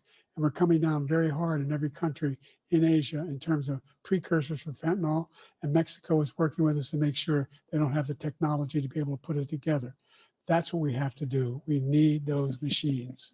Thank you, President Biden. President Trump, and again, the question is about Americans in the throes of addiction right now, struggling to get the treatment they need. Well, because this does pertain to it. He ended Remain in Mexico. He ended catch and release. I made it catch and release in Mexico, not catch and release here. We had so many things that we had done, hard negotiations with Mexico, and I got it all for nothing. It's just like when you have a hostage, we always pay $6 billion for a hostage. Every time we say it's a hostage. Now we have a hostage, a Wall Street Journal reporter, I think a good guy, and he's over there because Putin is laughing at this guy, probably asking for billions of dollars for the reporter. I will have him out very quickly as soon as I take office. Before I take office, I said that. By literally, those are big as promises. soon as I win the election, I will have that reporter out. He should have had him out a long time It's ago. our big promises. He's probably asking for billions and billions of dollars because this guy pays it every time. We had 2 cases where we paid $6 billion for 5 people. I got 58 people out, and I paid essentially nothing. Thank you, President Trump. Dana? Let's turn to concerns that voters have about each of you. Okay. President Biden, you would be 86 at the end of your second term. Just look at me. How I'm do you great. address concerns How's that diaper? about your capability to handle the toughest job in the world well into your 80s? He's like, Well, first of all, I got you. spent half my career being criticized being the youngest person in politics. I was the second youngest person ever elected to the United States Senate. And now I'm the oldest. This guy's 3 years younger and a lot less competent. I think that just look at the record. Look at what I've done. Look how I've turned around the horrible situation he left me. As I said, 50 million new jobs, 800,000 manufacturing jobs, more investment in America, over billions of dollars in private investment in enterprises that we are growing. By the way, we brought an awful lot of people. Well, the whole idea of computer chips, we used to have 40% of the market. What? We invented those chips, and we lost it because he was sending people to find the cheapest jobs overseas and then bring home a product. So I went to South Korea. I convinced Samsung to invest billions of dollars here in the United States. And they're, guess what? Those fabs, they call them, to build these chips, those fabs pay over $100,000. You don't need a college degree for them. And there's billions, about $40 billion already being invested and being built right now in the United States, creating significant jobs for Americans all over from all over the world. President Biden, you have 40 seconds left. Would you like to add anything? Yeah, I would. The idea that somehow we are this failing country. I never heard a president talk like this before. We're the envy of the world. Name me a single major country president who wouldn't trade places with the United States of America. Russia. All our problems and all our opportunities. We're the most progressive country in the world in getting things done. We're the strongest country in the world. We're a country in the world that keeps our word, and everybody trusts us. All of our allies and our those who he like the ones we abandoned in Afghanistan, love letters to, and Putin, etc. They don't want to screw around with us. Oh, Thank you. Former President Trump, to follow up, you would be 82 at the end of your second term. What do you say to voters who have concerns about your capabilities to serve? Well, I took 2 tests, cognitive tests. I aced them, both of them, as you know. We made it public. He took none. I'd like to see him take one, just one, a real easy one. I'll go through the first 5 questions. A real easy one. But I took 2 cognitive tests. I took physical exams every year. And, you know, we knock on wood wherever we may have wood, that I'm in very good health. I just won 2 club championships, not even senior, 2 regular club championships. To do that, you have to be quite smart, and you have to be able to hit the ball a long way. And I do it. He doesn't do it. He can't hit a ball 50 yards. He challenged me to a golf match. He can't hit a ball 50 yards. I think I'm in very good shape. I feel that I'm as in good a shape as I was 25, 30 years ago. Actually, I'm probably a little bit lighter, but I'm in as good a shape as I was years ago. I feel very good. I feel the same. But I was willing to take a cognitive test. And you know what? If I didn't do well, I aced them. Dr. Ronnie Jackson, who's a great guy when he was White House doctor. And then I took another one, a similar one. OTJ. And one of them said they've never seen anybody ace him. Thank you. President Biden? You can see he is 6'5" and only 223 pounds, or 235 pounds. What? Say it again? Well, you said 6'4", 200. Well, anyway, that's what you're. Anyway, just take Anyway. says he is. Take a look at what he is. We're Look, I'd be looking. happy to Take a have look at what he is. contest with him. Oh, I got my handicap, which when I was vice president, down to a 6. my ass. And by the way, Look at him I laughing. told you I'm happy to play golf if you carry your own bag. Think you can do it? That's the biggest lie that he's a 6 handicap of all.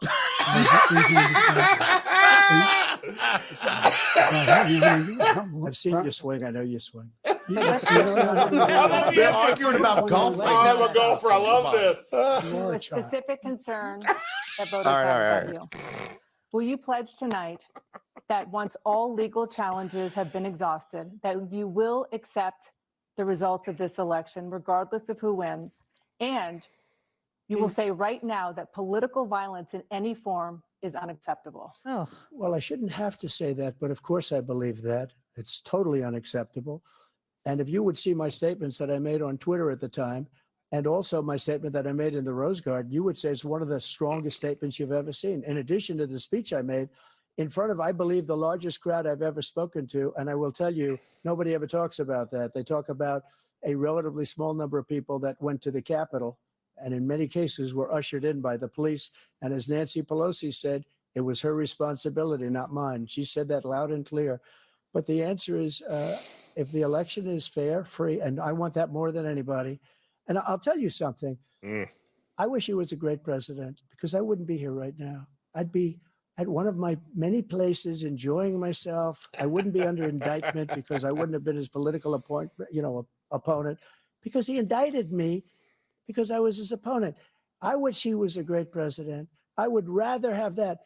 I wouldn't be here. I don't mind being here. But the only reason I'm here is he's so bad as a president that I'm going to make America great again. We're going to make America great again. We're a failing nation right now. We're a seriously failing nation. And we're a failing nation because of him. His policies are so bad. His military policies are insane. They're insane. These are wars that will never end with him. He will drive us into World War III, and we're closer to World War III than anybody can imagine. We are very, very close to World War III, and he's driving us there. And Kim Jong-un and President Xi of China, Kim Jong-un of North Korea, all of these, Putin, they don't respect him. They don't fear him. They have nothing going with this gentleman, and he's going to drive us into World War III. You called him a gentleman, at You least. want a World War III, let him follow and win, and let Putin say, do what you want. Here we go. Just do what you want. There's a thing called Article 5. Eyes popping out. An attack on one is attack on all. You got a shot. Required response. The idea, I can't think of a single major leader in the world who wouldn't trade places with the job I've done, what they've done. Because we're a powerful nation. We have wonderful people. It's because of the people, not me. It's because of the American people.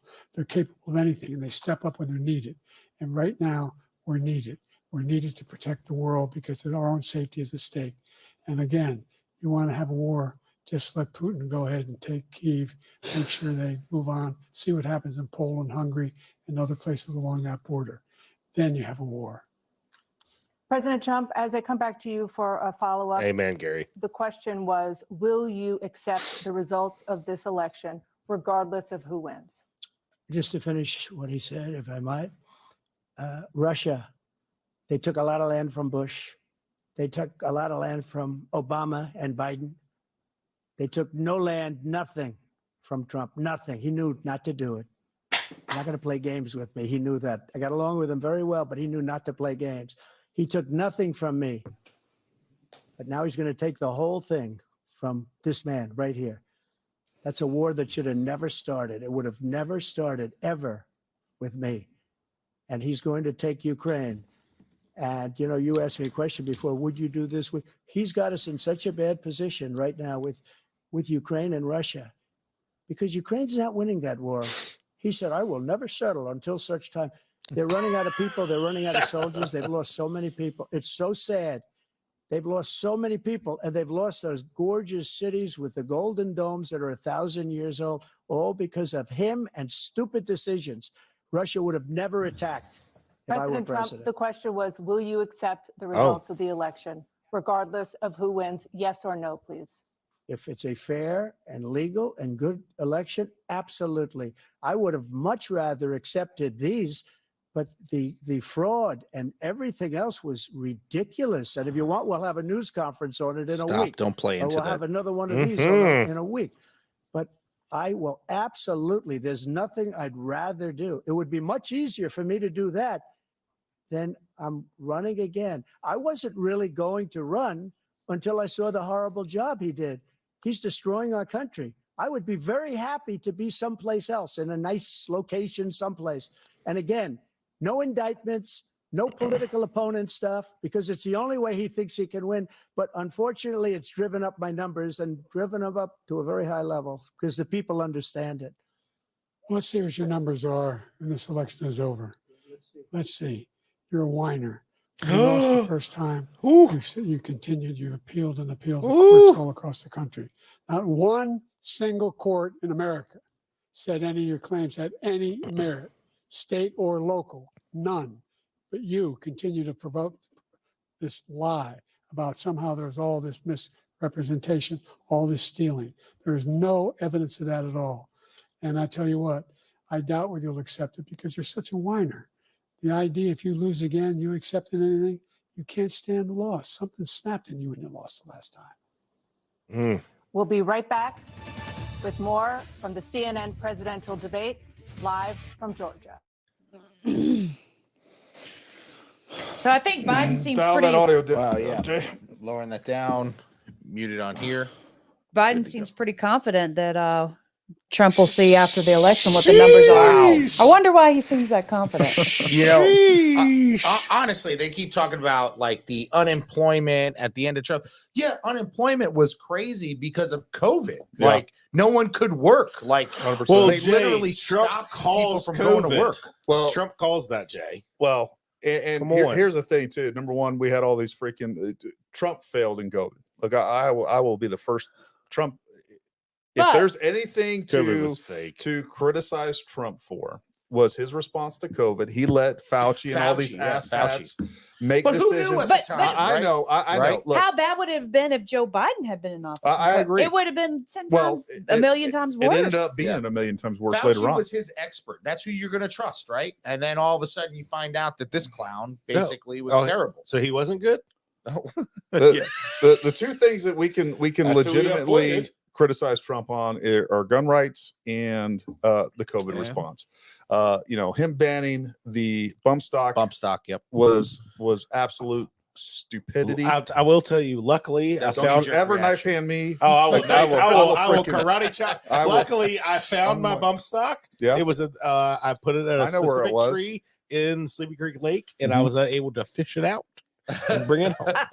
Well, if you're a real American, you wouldn't have done that. You'd have kept that thing on top of your gun. It wasn't on top of my gun. It was actually in a place that was close to Sleepy Creek Lake, but maybe closer to my house. Okay, well, freaking. At least you found it. And they're I don't know why they were. Next thing you know, they're the biggest piece of junk anyway. next thing you know, you're you're turning in your neighbors. That's where it starts. Well, losing my your only stuff. neighbor is behind the You mic. start And losing your stuff in a boating accident. Next thing you know, you're turning in your neighbors. What does my neighbor have? He has 2 pistols. You know? Wait, one for isn't each it hand. like 3 now? You know. Oh, does he have 3 pistols now? I'm up to like 7. Oh my God. Yeah, all of them are just I in only the know of box 3. under the bed. All 3 have come from me.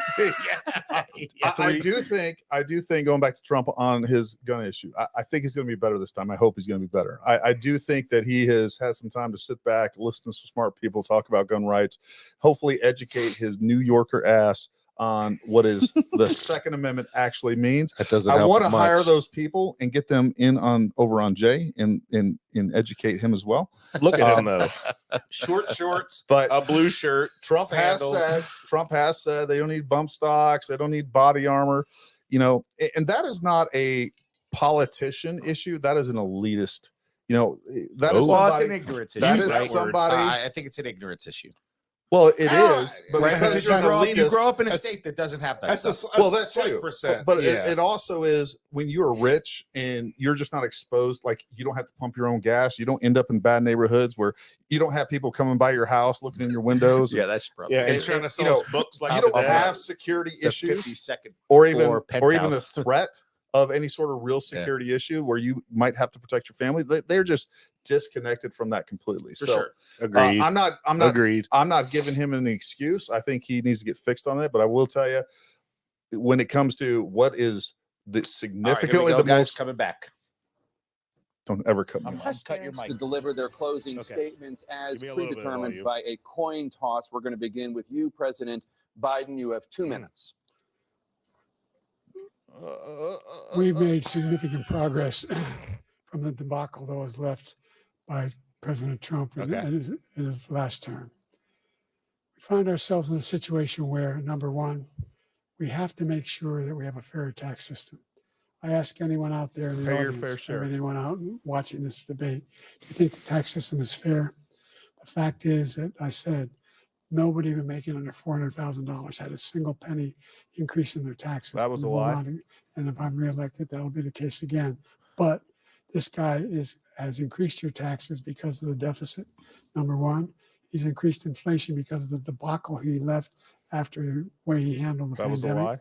And he finds himself in a position where he now wants to tax you more by putting a 10% tariff on everything that comes into the United States of America.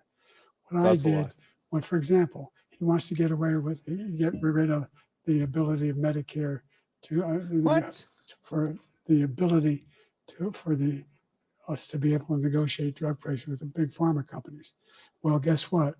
We got it down to $35 for insulin instead of $400. Said that no already. more than $2,000. Did he say for $4 every earlier? Senior, no matter what. That was an hour ago. JoJo. You know what that did? No. That reduced the federal debt by $160 The billion fentanyl debt? over 10 years. Oh, I bet. Because the government doesn't have to pay the exorbitant prices. I'm going to make that available to every senior. All along. Fentanyl debt. Now. He's going to make Everybody in America All along. wants to get rid of that. I'm going to make sure that we have childcare. We're going to significantly increase the credits people have for childcare. Thank you. Make sure we do something about what we're doing on lead pipes and all the things that are causing health problems. Not lead for pipes. people across the country. We're going to continue to fight to bring down inflation and give people a break. Thank you, President Biden. President Trump, you now have 2 minutes for your closing statement. Wish I could talk. Like so many politicians, this man is just a complainer. He said, we want to do this, we want to do that, we want to get rid of this tax, that tax. But he doesn't do anything. All he does is make our country unsafe by allowing millions and millions of people to pour in. Our military doesn't respect him. We look like fools in Afghanistan. We didn't stop Israel. It was such a horrible thing that would have never happened. It should have never happened. Iran was broke. Anybody that did business with Iran, including China, they couldn't do business with the United States. They all passed. Iran was broke. They had no money for Hamas or Hezbollah, for terror, no money whatsoever. Again, Ukraine should have never happened. He talks about all this stuff, but he didn't do it. For 3.5 years, we're living in hell. We have the Palestinians and we have everybody else rioting all over the place. You talk about Charlottesville.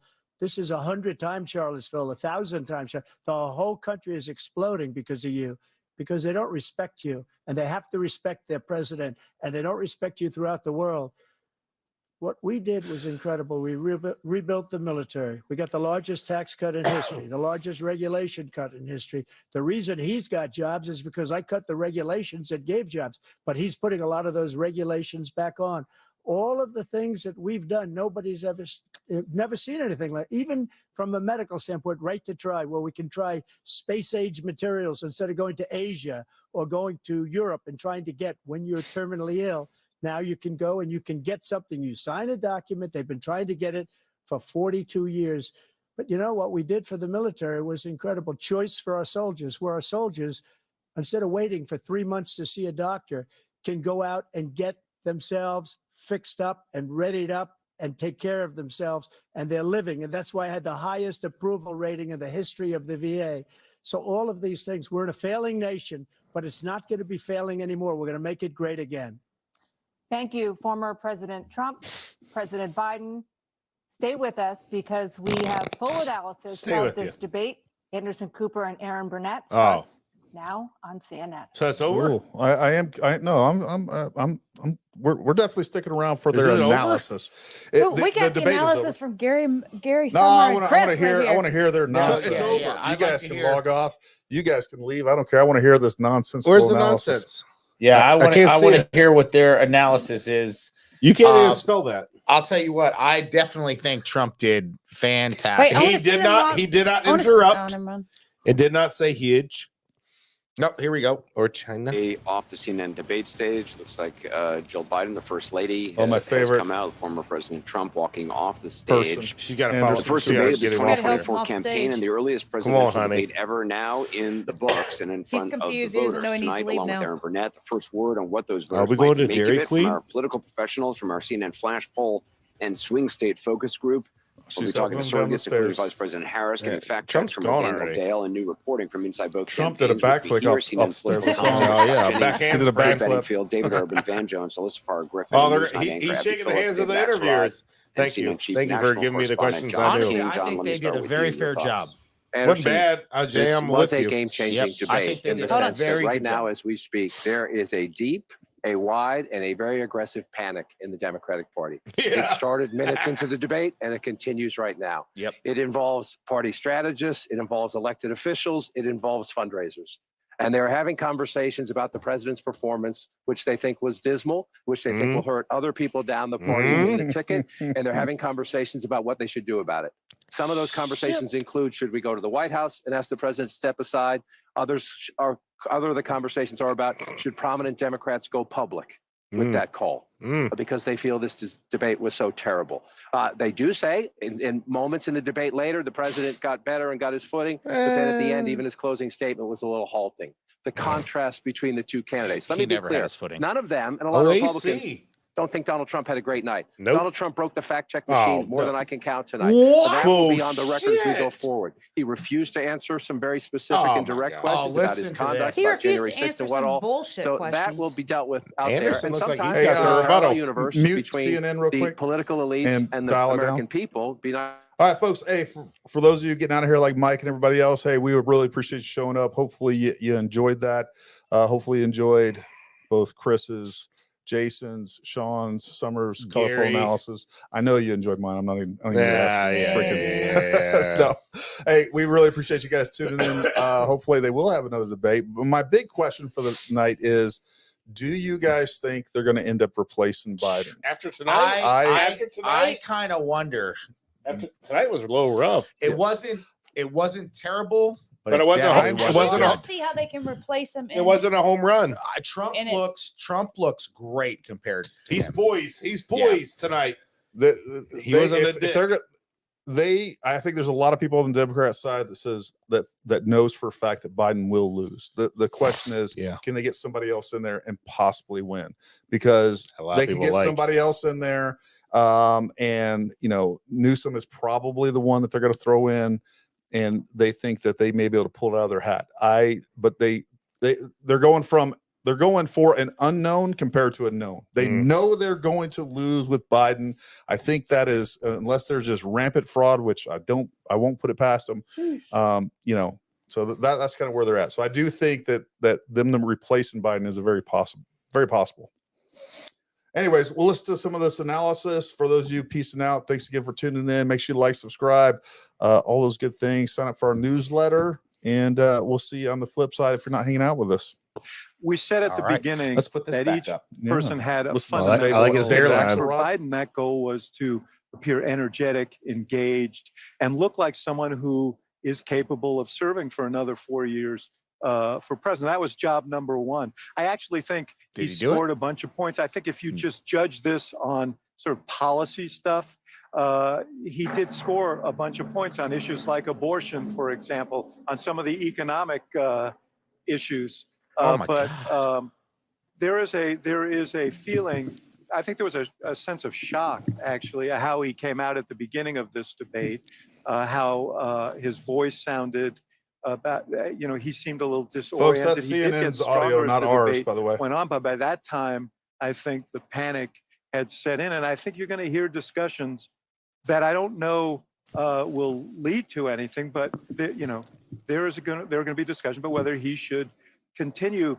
And I think part of it is they're Donald walking Trump it back, did not meet but they're his also mission saying either. they Could not resist the temptation, the temptation to be nasty, to prevaricate about a whole bunch of things, about his own record, about Biden's record, and to seem petty and small at times. So what you saw was a candidate who's deeply vulnerable and a president who may not be able to take advantage of it. Listen, if anybody in America thinks that was even close to being an okay debate, is that Butterbean?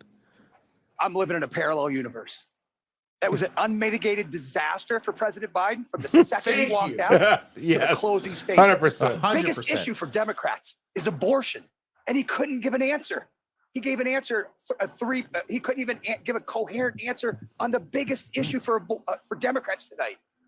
I've heard from leading Democrats across the United States, elected governors, congressmen, who are texting me and saying, "I'm worried I'm going to lose if Joe Biden's at the top of the ticket."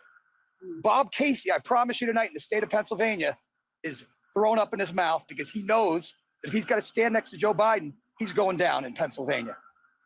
If he's on the ticket, I don't know how it's going to work. Yeah, look, it was a really disappointing debate performance from Joe Biden. I don't think there's any other way to slice it. His biggest issue that he had to prove to the American people was that he had the energy, he had the stamina, and he didn't do that. And so I think that is of concern, and I think for a lot of Democrats, that's very disappointing. I will say Donald Trump also had some really rough moments in this debate, and talking to the Biden campaign, they say their dials started really moving away from Trump as he was increasing his personal attacks on Biden. So I think there was a lot about his kind of character and the kind of personal nastiness that he was putting on display, that doesn't help him with the swing voters that he needs. And I also think you saw him continue to get sort of more and more animated across the course of the debate, and give some really problematic answers about January 6th, some really problematic about Putin. So Donald Trump did not get off scot-free tonight by any stretch. But look, there is no two ways about it. That was not a good debate for Joe Biden. Ben? That was painful. I love Joe Biden. I work for Joe Biden. He didn't do well at all. He did not do well at all, and he looked. I'll give you the analysis. You kind of have the old man versus the con man. I can walk you through how I'm supposed to see it and say it, but I just want to speak from my heart. I love that guy. That's a good man. He loves his country. Oh, dear God. He's doing the best that he can. If Van Jones is but he had a saying test to meet tonight to restore confidence of the country and of the base, and he failed to do that. Yeah. And I think there's a lot of people who are going to want to see him consider taking a different course now. We're still far from our convention, and there is time for this party to figure out a different way forward if he will allow us to do that. But that was not what we needed from Joe Biden, and it's personally painful for a lot of people. It's not just panic, it's pain of what we saw tonight. And if I may just add to that, I think Joe Biden lost in the first 3 minutes. I think a lot of voters probably tuned out, and millions of people are having conversations with their families, with their friends, of if the president is up to the task and if he should step aside.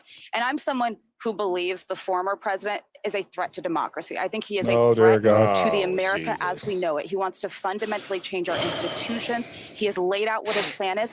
I am not confident that that is the man to take him on. You cannot tell me democracy is on the line and then give that performance tonight. If based on that, in 18 weeks, Donald Trump will be the president-elect. The people 100%. focus groups tonight, and we'll see if our style group with Laura Coates confirms this, say that Biden actually scores pretty well on the issues when he's talking about the substance. And Trump's numbers went down both because he was ducking questions, he was lying about some things, Stop and he with was the refusing lying. to answer in some of the Come tone. on. They don't like him. So when you see that, Mute the you know, CNN when you audio see for a sort of minute. The statistics. You know, this you're is gonna the look at crazy. like, oh, You got to that's a mute mixed bag. their To audio too. Vance's point about the president. You know, the crazy thing to me that we keep hearing this threats to democracy thing is how many of the Trump administration, you know, people in the Trump administration have been persecuted, prosecuted for stupid crimes. We see what's happening to Trump. We see, you talk about different institutions being radically changed. We have never seen a radical change in institutions like we have under the the Biden administration or Obama administration. It's the same thing. You know, the way that they have weaponized the DOJ, the FBI, or intel agencies. Oh, for sure. I think every person out there believes that we now have intel agencies that are actively spying on Americans more than ever under the Biden administration. But going back to this debate right now, Yeah. right? Like all you hear is them talking about Trump lying, right? They're not saying what he lied about. No, right? They're no. saying, oh, Trump made lies. He broke I can the tell you fact for a check fact- machine Yeah, or whatever. right. About what? I can tell you for a fact right now, Biden 1,000% broke lied about a bunch of things. Well, that's the thing. Right? They'll never But hold they're him not to gonna say account. that But right now. I will say, Jason, you called it. The way that they skewed this debate was they asked Trump all the difficult questions. They gave all the softballs to Biden, and he still bungled them. They didn't ask Biden one hard question. They didn't hold him to task on one lie that we know. Again, going back to the Hunter laptop, going back to all the different things that we know, his administration has either bungled, messed up completely. They didn't hold him to task on it. They didn't ask him about the 13 deaths that happened in Afghanistan.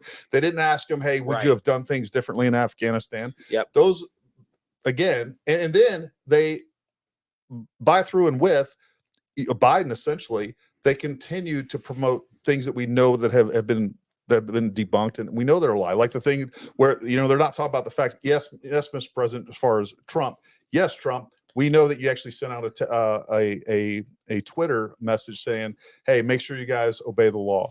Do not get violent. He said that multiple times, and they let Biden sit up there and pretend that never happened. The same thing about where he said everyone is very fine people. None of those things happen. Yeah, well, correct. Yeah, exactly. They're all lies, right? Let's go back here. Let's see what they're saying. A test. That was his test, and people are going to feel That that, was he his came up on cognitive it. test Not right on there. the substance. I think he actually won on the substance. I don't think Trump did well. I think what it says to a lot of people, a lot of active Democrats is, man, we can beat this guy, but I don't know if we can beat him God, I hate with CNN. the press. There you go. When we came on before this debate, I said I thought this candidacy was teetering, and everybody jumped on me. Yes, we did. Yes, we did. Every single person out here, and I just Which candidacy was the teetering? candidacy has fallen. Biden's. Okay, Yeah. man, I know you're speaking from your heart. I'm worried about the president. We should pray for the president. I think his advisors, I think the White House, and I think his family have a lot of explaining to do to their party and to the American people. Minimum. This night, this one night, was caused by and asked for by the Biden team. They wanted this night.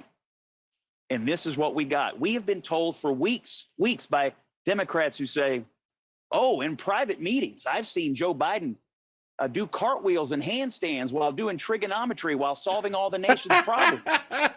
We now know that every single person who said that is a liar, has been lying to the American people. Including Kevin McCarthy. We've been told, Kate. I mean, just saying. Kate. Everything we've been told about his mental acuity by these Democrats has been a lie, and everything we think we knew has been confirmed. I got a text from a friend. She's not terribly political. She maxed out to Biden in the last election because she hates Donald Trump. She said to me, I will never forgive the Democratic Party for this election. If the Democrats truly believe that he is an existential threat to democracy, and that's not just some talking point, they will wake up in the morning and they will do something else because this is not sustainable. That's another point about there are Democrats who are panicking, and then there are a lot of Republicans who did not want to vote for Donald Trump, who do not want to vote for Donald Trump, who are also panicking tonight. I heard from one who said, shut up. This is scary. That's how it was described to me. And I'd second that. There were a lot of those feelings, not just from the base of the party, but other people who really think that there should be an alternative to Trump, who they think is dangerous. And that's the other part of what is unfolding tonight in terms of the panic that is out there. You already have, coming into this debate, support for third-party candidates, Robert F. Kennedy Jr. highest, and then Jill Stein and Cornel West nowhere near as close. But if you add it all up, you get into the teens in most states when you do that. I think one byproduct out of this is watch and see if those numbers go up a little bit. I'm not saying they're going to go up anywhere like a Perot standard, but you get to third-party candidates getting into double digits, then that's really starts to twist your electoral math state depending on who they're drawing from state by state. This was already a very complicated race. This is within. Number one, the biggest complication right now is the conversation with the Democratic Party. But the other complication is going to be if Joe Biden stays put, and Kate's right, maybe there'll be another debate. I'm not sure Donald Trump's going to agree to a second debate. Donald Trump's not going to. I'm not sure Trump's going to agree to it if the dynamics of the race change. They'll never. And I would also watch the third party. I just want to say one thing. No. Yeah, they won't. Especially the you two guys. guys. Biden administration will definitely not let it happen. No. For whatever reason, there's a change at the top of the ticket. You guys are in trouble with Donald Trump, because the guy who was up there tonight is not a guy who's going to inspire people. He did not show in any way that he has changed from the guy who people don't have a very positive opinion of for a lot of good reason. I think Donald Trump won several policy exchanges tonight. I think he did well on immigration. I think he did well on the economy. I think he did well on inflation. I think he went back to Afghanistan as he should have. The thing he did not do was after he realized that he had Biden beaten on policy and on image, he should have turned the page and sounded an optimistic note about what we can become as a people and as a country. He did not do that. He continued to pummel. I want to make Biden America great again. What you're saying. But at the end of the night, very few things about the policy exchanges is going to be remembered. People are going to remember Joe Biden. They're going to remember him shuffling out. Yep. They're going to remember him staring blankly into the camera. They're going to remember him looking down, losing his train of thought. And they're going to remember that everything I thought I knew, but the White House told me don't believe my own eyes, is actually true. But that's not what I'm saying. What I said, Scott, was if Joe Biden were not the candidate, if there was another candidate, I think Donald Trump would be in deep trouble. He would have changed his whole plan of attack. Even CNN is split on this whole thing. Oh my God! Hearing is what a bad debate in the sense that Donald Trump lied throughout. He misrepresented. He tried to turn away. On what? He should have given answers. On what? He kept deflecting. With any normal generic Democrat next to him, I don't think he would have won the night. But you put somebody who was suffering from the moment that they got out. It was hard to watch. I had to occasionally look away because it was so uncomfortable. I think America deserves better than the options that are in front of them. It's really devastating. And by the way, our allies are watching. Yeah, look, I mean, the way I would try to phrase and they see who is the president of the United States. Who's the president? Stuttered, but he told the truth. He looked terrible. Those policies were good. Trump spoke plainly, but he lied the whole time. No. And he looked good, but his policies were terrible. No. I mean, he's going to do nothing on climate change. He was hugging the cactus on abortion. I mean, his policies are terrible. So you have somebody who probably shouldn't be president, and you have somebody who cannot be president in terms of what Donald Trump represents. So we have a problem as a country now, and this might be an opportunity for people to come together and figure this out. Because neither one of those people right now are inspiring the confidence that they should inspire. I mean, you have someone that shouldn't be president. Hold on. All I want to say is that outside of outside of summer, we are a bunch of freaking boobs up over here, but we are 10 times better than these asshats that are making a living talking about politics. And getting paid way more than us. You're welcome, babe. You're welcome. Getting paid way more than us, Gary. Way more than us. I know. Where's my CNN salary? I can do a much better job. Oh my God! I was gonna say, wait. Go on back. Hold on. Conversation about who you're actually casting your vote for. Never The mind. volume is going to Never ratchet mind. up, and I got news That's for it you. later. She's less popular than he is. That is going to be a big problem for the Democrats if this ticket stays the way it is. Yeah, and the Scott's Democratic friend who maxed out, right? That's the sentiment you're going to hear, I think, from some of my Democratic friends who are texting me saying, "I can't believe this is where we are." Right? Yeah. I don't forgive. I'm not going to be able to forgive the party for putting in this position. Yeah. Look, on the lies about on Donald Trump's lies. I spent a lot of time thinking So about many this lies. throughout the debate because, you know, we in the media, I sit in the chair and Donald I fact Trump's check Trump lies. all the time. So I know these lies by heart Yes, at this you do. point. But people watching from home What do lie? not. So And tell us which laws they are. Biden's Don't worry. job No, as no, the tell other us the person on the lies. other side of the Yeah. stage Yeah, tell You us. know is it to by be the heart. one Tell us. to very quickly dispense with the lies and to shut them down. He And didn't, I though. don't think that happened enough times in a coherent way to blunt the fact that Trump was taking a universe that was built on a house of lies Where? and building a whole world for Universe. the Where? millions of people watching. That's my biggest problem with some of these news Thank you, networks, Jay. right? It's just is like, what? You're just saying he lied. There's no fact checkers There is right not a now. brick There's to no build that house. There's nothing saying right now that, oh, this is what he lied about. As a matter of fact, it was this, and this. There's nothing. You're just saying he arbitrarily Like lied. convince us. Right. No, yeah. Jay, So her friend their fact talking checked points it. are just, hey, say Trump lied about everything. Right. That's their talking points. And that is just ridiculous. Right. And he And has a blue shirt on. if you're watching this and you are somebody that loves CNN, like you should know right now. You're right, retarded. That You are retarded. Right. Like And if you love you CNN, should do your own research. you are retarded. Right. Because that is ridiculous. I don't know what to Retarded.